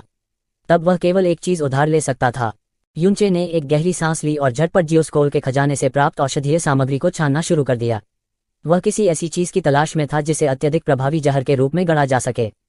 इस समय उनकी दृष्टि में अचानक एक युवा महिला की एक सुंदर और सुरुचिपूर्ण आकृति दिखाई दी। युवती बर्फ जैसे सफेद कपड़े पहने थी। हालांकि वह बहुत दूर थी, फिर भी उसने बड़प्पन और शिष्टता का स्पष्ट बोध दिया। हालांकि वे बहुत दूर थे और वह लड़की का चेहरा स्पष्ट रूप से नहीं देख पा रहा था, फिर भी उसका नाम तुरंत यूनचे के दिल में आ गया, क्योंकि इस न्यू मून सिटी में केवल एक लड़की ने ही उसे ऐसा महसूस कराया था। यह लेंस यूरो था। वह यहाँ क्यों थी? यह स्पष्ट रूप से एक ऐसा स्थान था जहाँ से केवल जियोस्कोल ही गुजर सकता था। यह हो सकता है। इस समय यूनचे के पास सोचने का समय नहीं था। उसने जल्दी से अपने चेहरे पर लगे भेष को हटा दिया और एक स्काई ट्रेमर बम के साथ उसके पीछे धंस गया। जोर से बूम ध्वनि के साथ जियो जहे का शरीर, जो समय में चकमा दे चुका था, विस्फोट के बाद जबरन कई दर्जन कदम पीछे धकेल दिया गया। जैसे ही यूनचे आगे बढ़ा, वह उस लड़की की ओर चिल्लाया जो और करीब आ रही थी, सीनियर सिस्टर ज़ुएरो। लेन शुएरो के यहाँ होने का कारण यह था कि वह जियो शोल जाना चाहती थी ताकि यह पुष्टि की जा सके कि यूनचे वहां था या नहीं। पृथ्वी को चकनाचूर करने वाले विस्फोट के कारण उसके कदम एक पल के लिए रुक गए। उसने अपना सिर उठाया और यूनचे को देखा जो पागलों की तरह उसकी ओर दौड़ रहा था। यूनचे, लेन शुएरो ने धीमी आवाज में बुदबुदाया, फिर उसकी आंखों में सुखद आश्चर्य का एक संकेत कौंध गया। कुछ भी हो, वह अभी भी जीवित था। यह वह परिणाम था जिसे वह आज जियोस्कोल में आने पर सबसे अधिक देखना चाहती थी। लेकिन तुरंत उसने जियो जहे को देखा जो अपनी ऊंची एड़ी के जूते पर गर्म था। तुच्छ कमीना, आइए देखें कि आप कहां तक सकते हैं। देखो कहीं मैं एक क्षण में तुम्हारी टांगें तोड़कर तुम्हारे अंगों को अपंग न कर दूं। हालांकि स्काई ट्रेमर बम से जियो जहे घायल नहीं हुआ था, लेकिन लगातार 3 स्काई ट्रेमर बमों ने उसे पहले ही अस्त व्यस्त और गंदा कर दिया था। उसका पूरा शरीर धूल से ढका हुआ था और उसकी दहाड़ में स्पष्ट रूप से शर्मिंदगी से क्रोध का संकेत था। लेन शुएरो तुरंत समझ गई कि क्या हुआ था। उसकी सुंदर भौहें मुड़ गईं और बहुत ज्यादा सोचे बिना वह उत्सुकता से चिल्लाई, जूनियर भाइयों, जल्दी से मेरी तरफ आओ। बोलते बोलते उसने अपना दाहिना हाथ फैला दिया। उसके हाथ की पीठ पर एक बर्फ सफेद छाप अचानक चमक उठी। थोड़ा हिमपात, बाहर आओ। उसके कम चिल्लाने के बाद उसके हाथ के पिछले हिस्से पर निशान उज्ज्वल रूप से चमक उठा। क्षितिज से आने वाली एक लंबी तेज चीख के साथ सफेद रोशनी के भीतर उसके सामने एक विशाल हिमचील दिखाई दी। अनुबंधित आध्यात्मिक जानवर लेन शुएरो के पास अचानक दिखाई देने वाले विशाल सफेद चील को देखकर यूनचे का दिल विस्मय से भर गया। साथ ही उन्हें सुखद आश्चर्य भी हुआ। उसने अपने दांत भींचे, अपनी गति तेज की और लैन शुएरुओ की दिशा में अपना हाथ बढ़ाया। लैन शुएरुओ विशाल स्नो ईगल की पीठ पर कूद गया। उसके पतले बर्फ सफेद हाथों ने युनचे की विस्तारित हथेली को पकड़ लिया और उसे स्नो ईगल की पीठ पर खींच लिया। जायंट स्नो ईगल ने अपने पंख फड़फड़ाए और एक लंबी चीख के साथ आसमान में उड़ गया। बिजली की तरह यह सीधे बादलों में चार्ज हो गया और पलक झपकते ही यह पहले से ही दूर आकाश में एक काले बिंदु में बदल गया था। एक संकट जो उनके जीवन से जुड़ा था ठीक उसी तरह से सुलझाया गया जिसकी उन्होंने कभी उम्मीद नहीं की थी। हिमचील की उड़ान की गति अत्यंत तेज थी। हवा उसके कानों के पास से गुजरी और ठंडी हवा जो उसकी छाती में घुसी उसे लंबे समय तक घुटन महसूस हुई। केवल जब हिमचील की उड़ान पर्याप्त रूप से स्थिर थी तभी उसने अंततः अनुकूलित किया। उसने एक लंबी सांस ली, अपनी आंखें खोली और लैन शुएरुओ को अपने सामने बगल में बैठे हुए देखा। उसे एक मुस्कान के साथ देख रहा था जो मुस्कान नहीं थी। अब केवल युनचे को याद आया कि उसने अभी भी वही पुराना लबादा पहना हुआ था। हालांकि उसकी अभिव्यक्ति नहीं बदली और उसने मुस्कुराते हुए कहा, सीनियर सिस्टर, क्या आपको अचानक एहसास हुआ कि कपड़े चाहे कितने भी मोटे क्यों न हो वे सभी मुझ पर विशेष रूप से अच्छे लगते हैं? लैन शुएरुओ एक पल के लिए चौंका और फिर हंसी में फूट पड़ा।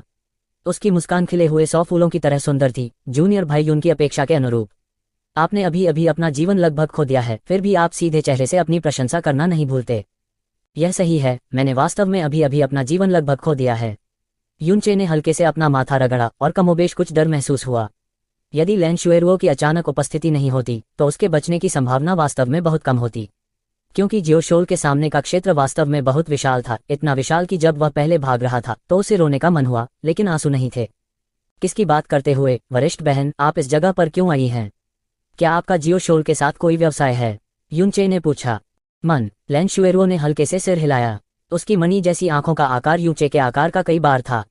यह पुष्टि करने के बाद कि उसे कोई चोट नहीं आई है, उसके चेहरे पर अभिव्यक्ति पूरी तरह से शांत हो गई और उसकी आंखों में रोशनी और भी कोमल हो गई। आप 3 दिन पहले अचानक गायब हो गए युआनबा, और मैंने तुम्हारे लिए पूरे शहर की खोज की, लेकिन हम तुम्हें नहीं ढूंढ सके।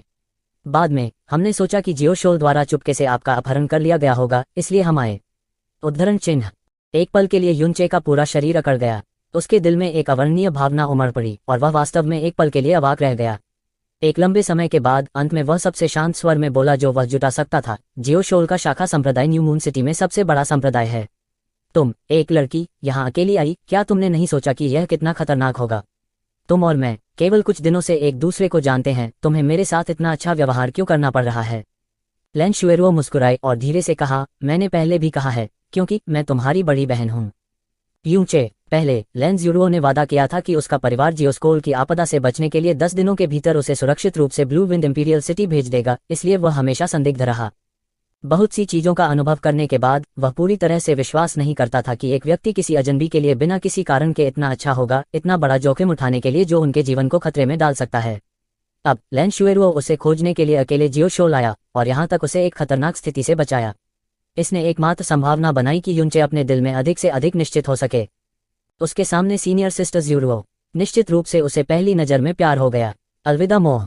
इस कारण के अलावा वह पूरी तरह से किसी अन्य कारण के बारे में नहीं सोच सकता था जो एक लड़की को एक ऐसे व्यक्ति के साथ ऐसा करने के लिए मजबूर करे जिसकी कोई पारिवारिक पृष्ठभूमि न हो, कोई संपत्ति न हो, कोई शक्ति न हो, कोई शक्ति न हो, और यहाँ तक कोई ऐसा व्यक्ति भी हो जिससे वह संयोग से मिली हो। जूनियर ब्रदर ह्यू, क्या पिछले कुछ दिनों में आपका वास्तव में जियोशोल द्वारा अपहरण कर लिया गया था? फिर आप कैसे बच निकले? कपड़े और फिर बिना किसी को ध्यान दिए चुपके से निकल गए, है ना?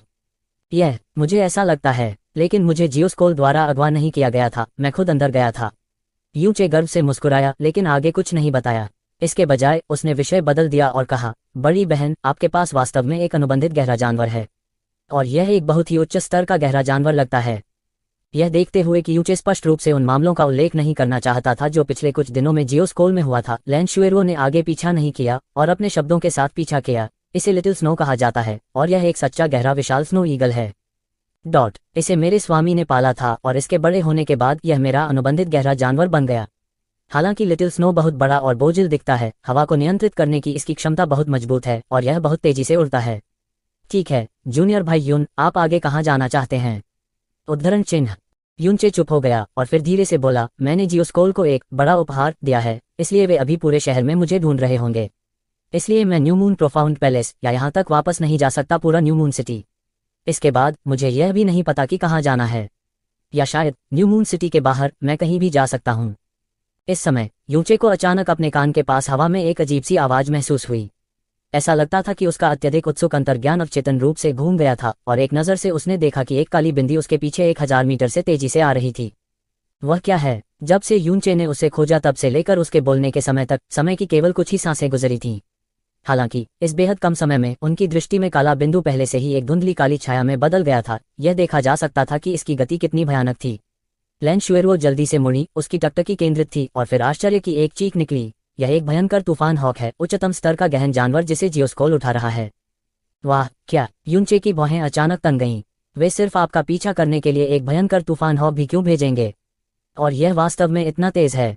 लैन शुएरुओ के बर्फीले चेहरे ने भी एक घबराई हुई अभिव्यक्ति प्रकट की, क्योंकि वह बहुत स्पष्ट थी कि भयंकर तूफान हॉक की उड़ने की गति किसी भी तरह से उसके विशालकाय स्नो ईगल की गति से कम नहीं थी और यहाँ तक सहनशक्ति के मामले में उससे कहीं अधिक थी।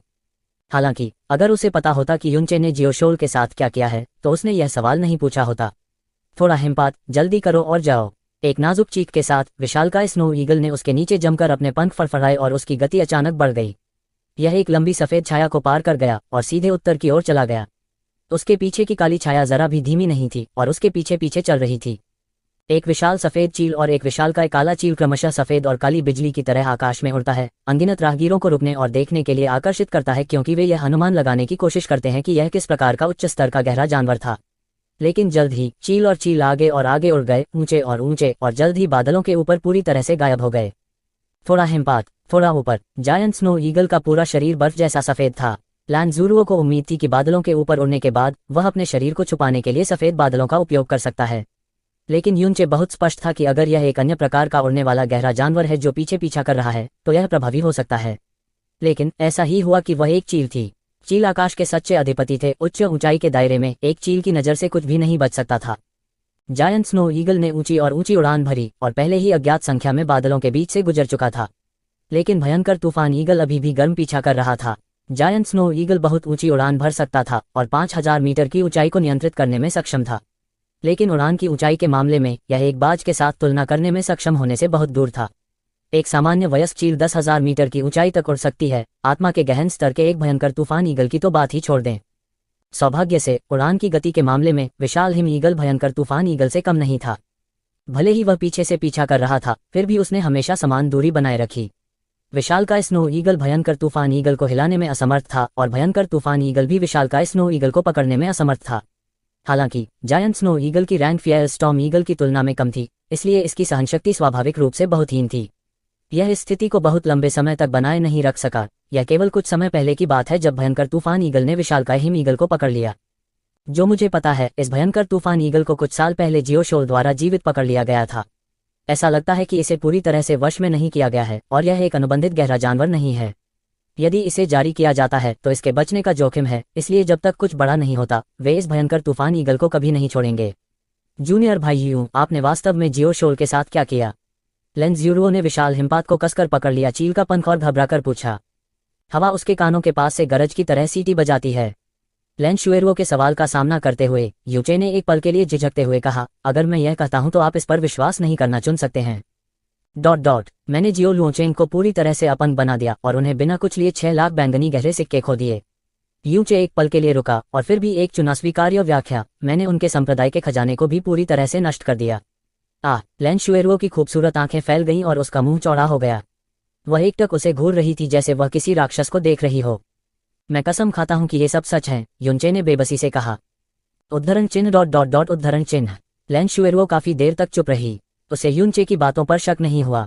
उसे यकीन था कि उसने यूचे के स्वभाव के बारे में जो देखा उसके आधार पर वह इस समय उसे धोखा देने के लिए ऐसे हास्यास्पद शब्दों का इस्तेमाल नहीं करेगा। और यह ठीक था, क्योंकि उसे इस पर संदेह नहीं था कि वह बेहद चौंक गई थी।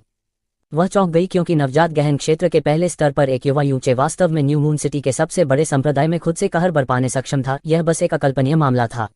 वह चौंक गई क्योंकि जियो लुओचेंग को पंगु बनाना और 6 लाख बैंगनी गहरे सिक्कों को खोना पहले से ही एक गहरी नफरत थी। संप्रदाय के खजाने को नष्ट करना, यह सिर्फ एक गहरी नफरत से कहीं अधिक था। इस तरह की नफरत इस संप्रदाय की हजारों पीढ़ियों तक चलने के लिए काफी थी। अगर जियोशोल के शाखा संप्रदाय ने हर कीमत पर यूचे की लाश को 10,000 टुकड़ों में नहीं तोड़ा तो वह भी इसे सहन नहीं कर पाएगी। कोई आश्चर्य नहीं कि जियोशोल ने उसका पीछा करने के लिए भयंकर तूफान हॉक भी जारी किया था। लैन शुएरुओ मूल रूप से इस बात पर विचार कर रही थी कि क्या उसे अपने व्यर्थ पलायन को रोकना चाहिए या नहीं और अपनी पहचान प्रकट करनी चाहिए। यह यूचे की सुरक्षा के लिए पूरी तरह से पर्याप्त था। लेकिन यूनचे की बातें सुनने के बाद उसने इस विचार को पूरी तरह छोड़ दिया। यूनचे ने जो किया उसके आधार पर अगर वह जियोस्कोल के हाथों में पड़ गया तो उसके बारे में भूल जाए, भले ही वह अपने पिता को बाहर ले आए, फिर भी उसे बचाना असंभव होगा। लैन शुएरुओ की प्रतिक्रिया देखकर यूनचे ने कुछ अपराधबोध के साथ कहा, वरिष्ठ बहन जुएरुओ, मुझे खेद है, मैंने आपको फंसाया है। लैन शुएरुओ ने हल्के से अपना सिर हिलाया, यह मेरी अपनी पसंद है, इसमें फंसाने या न करने के लिए कुछ भी नहीं है। वह हल्के से मुस्कुराए और दिलासा दिया, इसके अलावा आपके प्यारे छोटे भाई की रक्षा करने वाली बड़ी बहन आपको क्या करना चाहिए? अभी यह कहना जल्दबाजी होगी कि मैंने आपको फंसाया है, ऐसा नहीं है कि हम बच नहीं सकते। हो सकता है कि वे थोड़ी देर बाद हमारा पीछा करना बंद कर दें। यह भी संभव है कि भयंकर तूफान हॉक अचानक अवज्ञाकारी हो गया और दूसरे में उड़ गया दिशा। यह सब संभव है। लिटिल स्नो, थोड़ा तेज उड़ो। लैन शुएरुओ के शब्दों को सुनकर यूनचे की अभिव्यक्ति थोड़ी जटिल हो गई। जब लैन शुएरुओ ने ये शब्द कहे तो उसे उसकी आंखों की गहराई में खेद, झूठ या अशुद्धता का कोई निशान नहीं दिखाई दिया, निशान भी नहीं। वह लोगों का एहसानमंद होना पसंद नहीं करता था, लेकिन इस बार उसने वास्तव में उसका एहसानमंद था। जो उस पर बकाया था वह था अपने जीवन को बचाने का कर्ज, और यह किसी प्रकार की भावना भी हो सकती है। किसकी बात करते हुए जूनियर ब्रदर यून, आप जियोशोल में कैसे घुस गए? और आपने इस स्थिति में जियोशोल को कैसे नुकसान पहुंचाया? क्या आप मुझे बता सकते हैं? लैन शुएरुओ की वर्तमान मनस्थिति निश्चित रूप से बेहद घबराई हुई थी, लेकिन जब उसने बात की तो उसकी आंखों ने सबसे शुद्ध जिज्ञासा प्रकट की, जिससे यूनचे, जो मूल रूप से सब कुछ छिपाना चाहता था, मना करने के लिए शक्तिहीन हो गया। उसने थोड़ा सोचा और उसे समझाया, बहुत समय पहले मेरे पास एक मास्टर था और मैंने उससे कुछ चिकित्सा कौशल सीखे, जिसमें भेष बदलने की कला भी शामिल थी। जियो लुओचेंग मेरे द्वारा भारी रूप से घायल हो गया था और संप्रदाय ने एक डॉक्टर के लिए पूरे शहर की खोज की होगी, इसलिए मैंने खुद को एक मध्यम आयु वर्ग के डॉक्टर के रूप में प्रच्छन्न किया और जियोस्कोल में घुस गया। उद्धरण चिन्ह। यूनचे की वाक्पटुता स्वाभाविक रूप से उत्कृष्ट थी और जियोस्कोल में लैन जुएरुओ को हुई घटनाओं को स्पष्ट रूप से सुनाया। बेशक उन्होंने सम्राट प्रोफाउंड ड्रैगन कोर जैसी चीजों का उल्लेख नहीं किया जो दूसरों के द्वारा नहीं जानी जा सकती थी। पूरी प्रक्रिया निस्संदेह शानदार थी। लैन शुएरुओ ने तब तक सुना जब तक उसके गुलाबी होंठ खुले नहीं थे, और कभी कभी वह हंसते हुए अपना मुंह ढक लेती थी और कभी कभी उसका चेहरा सदमे से भर जाता था, खासकर जब उसने सुना कि उसे एक अद्वितीय प्रतिभाशाली डॉक्टर के रूप में गलत समझा गया था, और यह कि जियो लुओचेंग ने उसे प्रणाम किया उसके दादा। उसने सीधे अपना पेट पकड़ लिया और इस हद तक हंसी कि उसकी आंखों के कोनों से आंसू फूट पड़े। पूरी प्रक्रिया के दौरान ऐसा लगा जैसे वह भूल गई थी कि वह खतरे में है। 2 घंटे बीते, 4 घंटे बीते। आसमान पहले ही काला हो चुका था। 4 घंटे में कई 100 किलोमीटर सीटी की आवाज के बीच आसमान से गुजरे थे। यूनचे और लैन शुएरुओ के कान पहले से ही बहरेपन के करीब थे और वे पहले से ही नहीं जानते थे कि वे कहाँ थे। अनगिनत बार पीछे मुड़कर देखने पर वे अभी भी हर बार उस विशालकाय काले बाज की छवि को स्पष्ट रूप से देख सकते थे। अरे नहीं, यह पकड़ने वाला है। लिटिल स्नो, थोड़ा तेज उड़ो। Little snow. यूनचे ने अपना सिर घुमाया और चौंक कर देखा कि भयंकर तूफान हॉक ने पहले ही 1000 मीटर से 300 मीटर से कम की दूरी को बंद कर दिया था। विशाल स्नो ईगल की पीठ पर बैठे यूनचे स्पष्ट रूप से उसके शरीर में ऐंठन महसूस कर सकता था। 4 घंटे तक पूरी गति से उड़ना, जो कि 4 घंटे भी था, एक सच्चे गहरे जानवर के लिए लगभग एक चमत्कार था। अगर यह इस तथ्य के लिए नहीं था कि यह लैन जुएरुओ का अनुबंधित गहरा जानवर था और उसके प्रति पूर्ण निष्ठा थी, तो यह बस इस बिंदु पर टिकने में सक्षम नहीं होता। और भयंकर तूफान हॉक का रैंक लाभ इस समय स्पष्ट रूप से प्रदर्शित किया गया था। इसकी उड़ने की गति धीमी होने का जरा सा भी संकेत नहीं लग रहा था, और कभी कभी बाज की आवाज जो इससे आती थी ऊर्जा से भरी हुई थी, जो पूरे स्वर्ग और पृथ्वी में गूंज रही थी। सीनियर दीदी, अब जबरदस्ती करने की जरूरत नहीं है। इसने पहले ही अपनी ताकत को बढ़ा लिया है और अगर हम जारी रखते हैं तो यह सीधे तौर पर इसके जीवनकाल को नुकसान पहुंचाएगा। जायंट स्नो ईगल के मास्टर के रूप में लैन शुएरुओ ने इसकी वर्तमान स्थिति को यूनचे से बेहतर समझा। उसने अपने होंठ काटे और जबरदस्ती अपनी मुठ्ठियां भींची। जायंट स्नो ईगल का शरीर अधिक से अधिक हिंसक रूप से ऐंठना, यहाँ तक कि उसकी मुद्रा भी अब स्थिर नहीं थी। वह डगमगाने लगा और उसकी गति धीमी से धीमी होती गई। उनके पीछे भयंकर तूफान हॉक और करीब आ रहा था। इस समय उनके पीछे से एक द्वेषपूर्ण आवाज आई, छोटे कमीने, तुमने वास्तव में मुझे इतनी देर तक पीछा किया। इस बार देखते हैं कि तुम कहाँ भाग सकते हो। उद्धरण चिन्ह। यूनचे ने अचानक अपना सिर घुमाया और तभी उसे एहसास हुआ कि भयंकर तूफान हॉक ने पहले ही 100 मीटर के भीतर उनका पीछा कर लिया था। भयंकर तूफान हॉक की पूरी उपस्थिति, साथ ही साथ उसकी पीठ पर खड़ी आकृति, सभी स्पष्ट रूप से दिखाई दे रही थी। यह स्पष्ट रूप से जियो जहे थी। सीनियर सिस्टर, तुरंत लिटिल स्नो को उड़ने दें, हमें तैयार रहना चाहिए। यूनचे के शब्द अभी आधे ही गुजरे थे कि वह अचानक रुक गया, क्योंकि उस पल में उसके पीछे से खतरे का एक अत्यधिक आभास हुआ।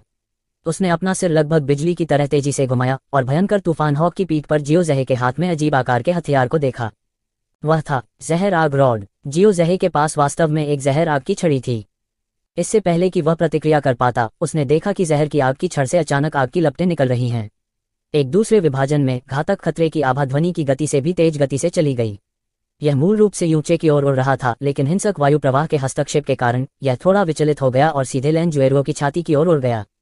बड़ी बहन सावधान। लैन शुएरुओ, जिसने अपना सिर पीछे कर लिया था, को आने वाले घातक खतरे का बिल्कुल भी एहसास नहीं हुआ। जब उसने अंततः इसे महसूस किया, तब तक प्रतिक्रिया करने में बहुत देर हो चुकी थी। उसकी फैली हुई पुतलियों में एक काली काली वस्तु और करीब आ रही थी, और फिर उसे यूनचे के उछलते हुए शरीर द्वारा मजबूती से अवरुद्ध कर दिया गया था। पफट। यूनचे के बाएं कंधे पर एक बड़ा छेद खुल गया और हर जगह खून बिखरा हुआ था। भले ही वह एक महत्वपूर्ण स्थान पर चोट लगने से बच गया, फिर भी उसने जहर की आग की छड़ की शक्ति को कम करके आंका। जैसे ही वह जहर की आग की छड़ से मारा गया, वह गंभीर रीपर की गंभीर हंसी को लगभग सुन सकता था। यून, जूनियर ब्रदर यून। लैन शुएरुओ का शरीर जगह जगह जम गया। केवल जब उसने यूनचे के कंधे को तुरंत खून से रंगे देखा, तभी वह भयभीत होकर रोने लगी और जल्दी से उसके शरीर को सहारा दिया जो धीरे धीरे नीचे गिर रहा था। Senior sister. वह अपने घाव के दर्द को सहन कर सकता था, लेकिन भारी चोट से उत्पन्न व्याकुलता ने उसे ऐसा महसूस कराया जैसे वह इसे सहन करने में असमर्थ था। पीले चेहरे के साथ उसने अपनी जीभ की नोक काट ली और कठिनाई से कहा, यह जहर की आग की छड़ी है। यह अत्यधिक जहरीली है। यदि आप हिट हो जाते हैं तो आप निश्चित रूप से मर जाएंगे। मुझे गले लगाओ। कूदो कूदो। शायद तुम मर जाऊंगा, लेकिन कूदा नहीं तो मरेगा जरूर। अत्यधिक विषैला। यूचे के बुरी तरह कटे हुए कंधे को देखकर लैन शुएरुओ का दिल बुरी तरह से कांपने लगा। सिर हिलाते समय उसकी आंखें धुंधली थीं और फिर उसने यूनचे के शरीर को कसकर पकड़ लिया। ठीक है, चलो कूदते हैं। इस समय यूनचे का सामना करते हुए, जिसने अपने जीवन का उपयोग उसके सामने अवरुद्ध करने के लिए किया था, उसने अभी भी आंख बंद करके उसका अनुसरण करना चुना, भले ही वे हवा में हजारों मीटर थे। उसने यूचे को गले लगाया और विशाल स्नो ईगल की पीठ पर खड़ी हो गई। नीचे विशाल विस्तार को देखते हुए उसने धीरे से कहा, थोड़ा हिमपात, यह तुम्हारे लिए कठिन रहा है। वापस आओ और अच्छी तरह से आराम करो। जैसे ही उसकी आवाज गिरी, उसके हाथ के पिछले हिस्से पर निशान चमक गया। जायंट स्नो ईगल ने एक लंबी चीख निकाली और उसका विशाल शरीर एक सफेद रोशनी में गायब हो गया। और यूनचे और लैन शुएरुओ के शरीर भी सीधे नीचे गिरे, विशाल विस्तार में एक अज्ञात स्थान की ओर गिरते हुए। न्यू मून सिटी में कथानक केवल एक परिवर्तन है, क्योंकि फ्लोटिंग क्लाउड सिटी से ब्लू विंड इंपीरियल सिटी तक एक पल में, यह वास्तव में बहुत अचानक है। यूनचे का पहला वास्तविक चरण ब्लू विंड इंपीरियल सिटी है और उसे एक छोटे शाखा संप्रदाय का सामना नहीं करना चाहिए। इसके बजाय उसे साम्राज्य के 4 महान संप्रदाय का सामना करना चाहिए। Opening square bracket. जियो जहे को उम्मीद नहीं थी कि यूचे और लैन शुएरुओ अचानक इस तरह नीचे कूद जाएंगे। जब उसने भयंकर तूफान हॉक को जबरन रोका, तो वह उनके सिलहुट को नहीं देख सका। वे तो बस पागल हैं। इस ऊंचाई से गिरकर मैं भी टुकड़े टुकड़े हो जाऊंगा, लेकिन उस बच्चे को जहर की आग की छड़ से मारा गया था, इसलिए वह पहले ही मर चुका है। उद्धरण चिन्ह। नीचे का क्षेत्र एक विशाल बंजर भूमि प्रतीत होता था, शांति के भीतर खतरे का निशान था।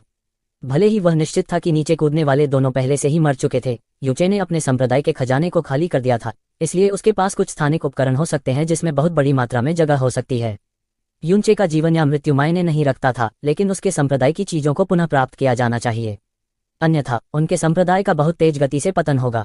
जियो जहे बेहद तेज गति से एक सीधी रेखा में नीचे गिरे। जैसे ही वह उतरा, उस पर एक निडर ट्रू प्रोफाउंड बीस्ट ने हमला कर दिया। उसने जल्दी से इसे नष्ट कर दिया, लेकिन उसे उम्मीद नहीं थी कि वह एक सीन का घोंसला बना लेगा। ट्रू प्रोफाउंड बीस्ट्स का एक बड़ा समूह सभी दिशाओं से दहाड़ता है, जिससे उसके पास डर के मारे जल्दी से भागने के अलावा कोई विकल्प नहीं होता है। यह बंजर भूमि कई 100 किलोमीटर तक फैली हुई है। जियो जहे एक बिना सिर वाली मक्खी की तरह थी जो पूरे 4 घंटे तक खोजती रही, लेकिन जब तक आसमान पूरी तरह से काला नहीं हो गया, तब तक उसे जरा भी निशान नहीं मिला। यहाँ गहरे जानवरों की संख्या अप्रत्याशित रूप से घनी थी और उनमें से अधिकांश उग्र और हिंसक स्वभाव के थे। 4 घंटे से भी कम समय में उसने दर्जनों हमले झेले थे, जिसमें निम्न स्तर का पृथ्वी गहन जानवर भी शामिल था। भले ही उसने बचने के लिए भयंकर तूफान हॉक पर भरोसा किया था, फिर भी वह इतना डरा हुआ था कि उसके पसीने छूट गए। यहाँ आक्रामक गहरे जानवर असामान्य रूप से घने थे। इतने लंबे समय के बाद ये गंभीर जानवर लंबे समय से यूनचे की लाश को सफाई से खा रहे थे, उसे ढूंढना पहले से ही असंभव था। यहाँ तक सोचते हुए भले ही वह उदास था, जियो जहे के पास अपनी खोज छोड़ने के अलावा कोई विकल्प नहीं था। उन्होंने न्यू मून सिटी की दिशा में भयंकर तूफान हॉक की सवारी की। यूनचे ने लैन शुएरुओ को गले लगाने और नीचे कूदने का कारण बिल्कुल नहीं था क्योंकि उसके पास कोई और विकल्प नहीं था, लेकिन क्योंकि अगर वे नहीं कूदते तो वे निश्चित रूप से जियो जहे के हाथों मर जाते, लेकिन अगर वे कूद गए तो वे निश्चित रूप से जीवित रहेंगे, क्योंकि वहां मोली था। क्या तुम पागल हो? यूनचे की हरकत ने मोली को बहुत झकझोर दिया। उसका शरीर अत्यंत तेज गति से गिर रहा था और दूसरा कोमल और गर्म शरीर उसे मजबूती से थामे हुए था। हालांकि उसके पास पहले से ही इस खूबसूरत एहसास का आनंद लेने का समय नहीं था। उसने अपना बायां हाथ ऊपर उठाया और उसकी हल्की सी बंधी हुई हथेली में 7 प्रकार की औषधीय सामग्रियां शीघ्रता से प्रकट हुईं। स्काई पॉइजन पल की शोधन शक्ति के तहत 7 प्रकार की औषधीय सामग्री एक मामूली सी जकड़न के साथ एक छोटी और उत्तम गोली में बदल गई। फिर बड़ी मेहनत से उसे मुंह में डाला और जबरदस्ती निगल लिया। फिर उसने जल्दी से मौली से कहा, मौली कृपया मुझे मत बचाओ, अन्यथा तुम मर जाओगे। अब मुझे अपनी ताकत का एक हिस्सा दे दो। यह अच्छा होगा यदि मैं प्रोफाउंड फ्लोटिंग तकनीक के स्तर तक पहुंच सकूं। उद्धरण चिन्ह। फ्लेम ड्रैगन को मारने के बाद जहर की प्रतिक्रिया के कारण मौली 3 महीने तक अपनी शक्ति का उपयोग नहीं कर सकी। हालांकि अगर उसने शक्ति का एक छोटा सा हिस्सा युनचे को खुद को जारी करने के बजाय स्थानांतरित कर दिया तो प्रतिक्रिया निस्संदेह बहुत छोटी होगी। लेकिन गहन फ्लोटिंग तकनीक, क्या आप नहीं जानते कि प्रोफाउंड फ्लोटिंग तकनीक को निष्पादित करने के लिए कम से कम स्काई प्रोफाउंड स्टेज की ताकत होनी चाहिए? आपके वर्तमान शरीर के साथ यह संभवतः स्काई प्रोफाउंड रियल्म की शक्ति का सामना कैसे कर सकता है? शायद समय की कुछ ही सांसों में आपकी गहरी नसें सीधे फट जाएंगी। उद्धरण चिन्ह। मत भूलो, मेरी वर्तमान गहरी नसें भगवान की गहरी नसें हैं। मुझे विश्वास है कि वे निश्चित रूप से इतनी आसानी से नष्ट नहीं होंगी। इसके अलावा मुझे बहुत अधिक समय की आवश्यकता नहीं है। जमीन पर गिरने से पहले मुझे केवल कुछ सेकंड चाहिए। उद्धरण चिन्ह। उसके कानों में हवा की आवाज तेज और तेज हो गई और जिस गति से नीचे का दृश्य भी तेज और तेज हो गया। लैन शुएरुओ ने कसकर अपनी आंखें बंद कर ली और अवचेतन रूप से युनचे को दोनों हाथों से कसकर गले लगा लिया। यह उसकी रक्षा के लिए था, लेकिन यह एक प्रकार का अवचेतन भय भी था। उसकी चेतना लुप्त होती जा रही थी, लेकिन युनचे ने दृढ़ता से अपनी आंखें खोली और अपने नीचे देखा। उसके पैरों के नीचे की हवा का प्रभाव स्पष्ट रूप से बदलने लगा। यह साबित करता है कि वह पहले से ही जमीन के बहुत करीब था। कुछ ही सांसों में वह जमकर जमीन पर धंस जाएगा। मौली। उसके मन में उसके चिल्लाने के बाद एक अतुलनीय रूप से विशाल शक्ति ने अचानक और पागलपन से उसकी गहरी नसों को भर दिया।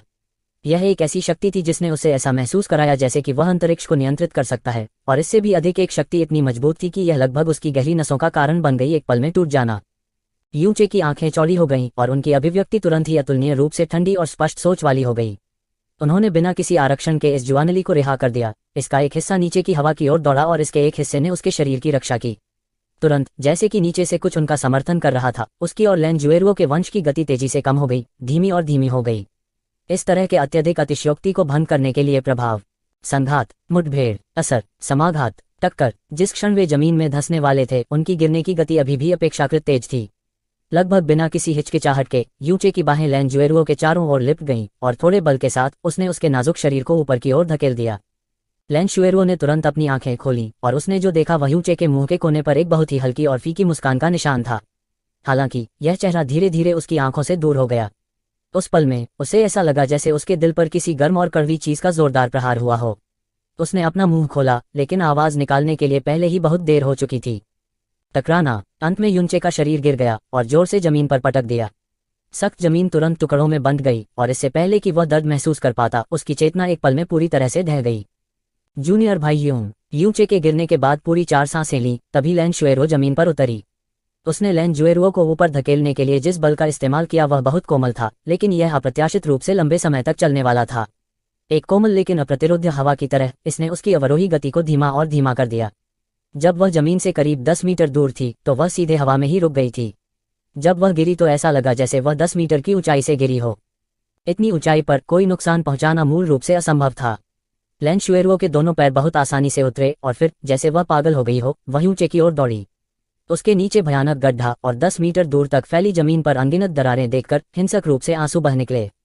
छोटे भाई यूं, छोटे भाई यूं, छोटे भाई यूं। लैन शुएरुओ ने यूंचे के पास घुटने टेके और शोकपूर्वक रोई। वह, जिसने 10 साल से अधिक समय से आंसू नहीं बहाए थे, वर्तमान में अतुलनीय रूप से अच्छी तरह से रो रही थी। उसके आंसू बाढ़ की तरह थे जो एक बांध से टूट गया, जल्दी से उसके पूरे चेहरे को गीला कर दिया। उसने जबरदस्ती अपना मुंह ढक लिया, लेकिन चाहे जो भी हो, वह अपनी ही सिसकियों की आवाज को दबा नहीं पा रही थी। उसने किन्वयो से पहले कहा था कि वह एक ऐसा व्यक्ति होगा जो रिश्तों और धार्मिकता को महत्व देता है, और जब वह मुसीबत में होगा तो वह निश्चित रूप से उसका बदला चुकाएगा। कम से कम वह उस समय उसके अनुरोध को अस्वीकार नहीं करता। जियो शोल के संप्रदाय में प्रवेश करने से पहले उसने वास्तव में उसे बचा लिया था और उसे जियोजहे के पीछा से बचाने के लिए अपने अनुबंधित गहरे जानवर का इस्तेमाल किया। लेकिन उसे उम्मीद नहीं थी कि उसकी अदायगी वास्तव में इतनी भावुक और दृढ़ होगी। लगातार 2 बार उसने अपने शरीर और जीवन के साथ उसकी रक्षा के लिए अपनी जान जोखिम में डाल दी थी। इस दुनिया में ऐसे कई लोग थे जिन्होंने उसके साथ अच्छा व्यवहार किया, और इससे भी बढ़कर ऐसे कई लोग थे जिन्होंने उसके साथ पक्षपात करने की सख्त कोशिश की। बात बस इतनी थी कि जब वह छोटी थी तब से वह बेरहम लोगों को देखने की आदी थी, पाखंड देखने की आदी थी, बेरहम लोगों को देखने की आदी थी, विश्वासघाती शब्द देखने की आदी थी और भिड़िए जैसी महत्वाकांक्षाएं देखने की आदी थी। उनमें परिवार भी शामिल था, जिसे उसने हमेशा अपना सबसे प्यारा समझा था। परिवार, वंश, परिजन, कुटुंब, घराना, गृहस्थी, गोत्र, जाति, कुनबा, अयाल, संतति, कुल, वर्ग, श्रेणी, बाल बच्चे, फैमिली, वंशगत, वंश संबंधी वह बार बार निराश होती थी और निराशा के कगार पर भी थी। अन्यथा वह अपना घर नहीं छोड़ती और 2 साल के भीतर 7 गहरे महलों में चली जाती, बस उम्मीद की उस कातिल को पाने के लिए। उसने लोगों के साथ ईमानदारी और सज्जनता से व्यवहार किया जो उसके स्वभाव से तय था। हालांकि वह, जिसने अपने दिल में बहुत अधिक ठंड और आघात सहा था, उसने कभी भी अपना दिल किसी के सामने नहीं खोला था। हर बार जब वह किसी से हंसती और बातें करती तो उसका दिल असल में उनसे हजारों मील दूर होता। उसने कभी नहीं सोचा था कि इस दुनिया में कोई ऐसा व्यक्ति होगा जो उसकी रक्षा के लिए अपने जीवन का उपयोग करने को तैयार होगा जब वह खतरे में होगी। कम से कम उसका परिवार नहीं करेगा और जो लोग उसके साथ एहसान करने की कोशिश करेंगे नहीं होगा। लेकिन यूचे, इस छोटे से जूनियर ब्रदर के बुरे इरादे थे जिससे उसका दिल गहराई से कांपने लगा और उसके आंसू बारिश की तरह गिरने लगे। इसने उसे अपने जीवन में पहली बार यह जानने की अनुमति दी कि इस दुनिया में वास्तव में एक ऐसा व्यक्ति होगा जो उसकी रक्षा के लिए अपने जीवन का उपयोग करने को तैयार होगा। और यह लगातार 2 बार भी था। हालांकि उसे शायद थोड़ी देर से पता चला होगा, क्योंकि हो सकता है कि यह व्यक्ति उस क्षण नहीं जागा हो जब उसे पता चला हो। इस तरह की भयानक गिरावट बस कुछ ऐसा नहीं था जिसे केवल नवजात गहन क्षेत्र जुआनली में एक व्यक्ति ही झेल सकता था। एकमात्र परिणाम मृत्यु थी। लैन शुएरुओ का दिल गंभीर दर्द में था और उसके आंसुओं ने उसकी दृष्टि को पूरी तरह से धुंधला कर दिया था। अपने दुख में उसने यह नहीं देखा कि भले ही यूचे का शरीर इतने बड़े गड्ढे में धंस गया हो और जमीन पर इतनी सारी दरारें पड़ गई हो, फिर भी उसके शरीर के नीचे खून नहीं बह रहा था। उसके रोने के बीच उसकी हथेली को अचानक एक गर्म स्पर्श महसूस हुआ। उस पल में ऐसा लगा जैसे उसे कर्क लग गया हो। उसका पूरा शरीर कांपने लगा और उसकी खूबसूरत आंखें तुरंत फैल गईं। अपनी अभी भी धुंधली दृष्टि में उसने देखा कि यूचे धीरे धीरे अपनी आंखें खोल रहा है। ऐसा लग रहा था कि वह बहुत बुरी तरह रोई थी और उसका चेहरा रोने से पूरी तरह से खराब हो गया था। उसने एक फीकी मुस्कान के साथ उसकी ओर देखा और उसका हाथ वर्तमान में उसकी हथेली पर टिका हुआ था, उसे बता रहा था कि वह मरा नहीं है। जूनियर ब्रदर ह्यूम, लैन शुएरुओ को तुरंत लगा जैसे वह अचानक नरक से स्वर्ग में आ गई हो। भारी आश्चर्य के तहत उसकी आवाज भी क्षणभंगुर और धुंधली हो गई। तुम ठीक हो? मूल रूप से मैं मर गया था। यूचे ने अपने होंठ हिलाए। उसकी आवाज कर्कश और शक्तिहीन थी, लेकिन उसके मुंह के कोने पर फीकी मुस्कान ने अपने सामान्य स्वाद का थोड़ा सा भी नहीं खोया। बस इतना ही। राजा यम ने कहा कि एक सुंदर और दयालु लड़की थी जो रो रही थी। मेरी मृत्यु के कारण दुख की बात है, यहाँ तक वह इसे देखना सहन नहीं कर सका, इसलिए उसने मुझे वापस भेज दिया। दुख और आश्चर्य आपस में जुड़े हुए हैं। लैन शुएरुओ को यह भी नहीं पता था कि रोना है या मुस्कुराना है। उसने अजीब तरह से अपने चेहरे पर आंसू के धब्बे पोंछे और एक फटकार लगाने की बहुत कोशिश की। हालांकि यह फटकार की अभिव्यक्ति आंसुओं में नाशपाती के फूल की तरह थी। यह अवर्णनीय रूप से मार्मिक और मार्मिक था। आप पहले से ही ऐसे हैं और आप अभी भी बातूनी होना नहीं भूलते। आपके इस मुंह से कौन जानता है कि भविष्य में और कितनी लड़कियों को नुकसान पहुंचाया जाएगा। यूचे हंसा, लेकिन जैसे ही वह हंसा, इसने उसके घावों को प्रभावित किया, जिससे उसकी भौहों का कोना दर्द से मुड़ गया। फिर क्या यह संभव है कि मैं बड़ी बहन को नुकसान पहुंचाऊंगा? पहले दिन से वे मिले थे। लैन शुएरुओ और यूचे ने ज्यादा बात नहीं की थी और इसका एक बड़ा हिस्सा इस तरह का थोड़ा चिढ़ाने वाला मजाक था।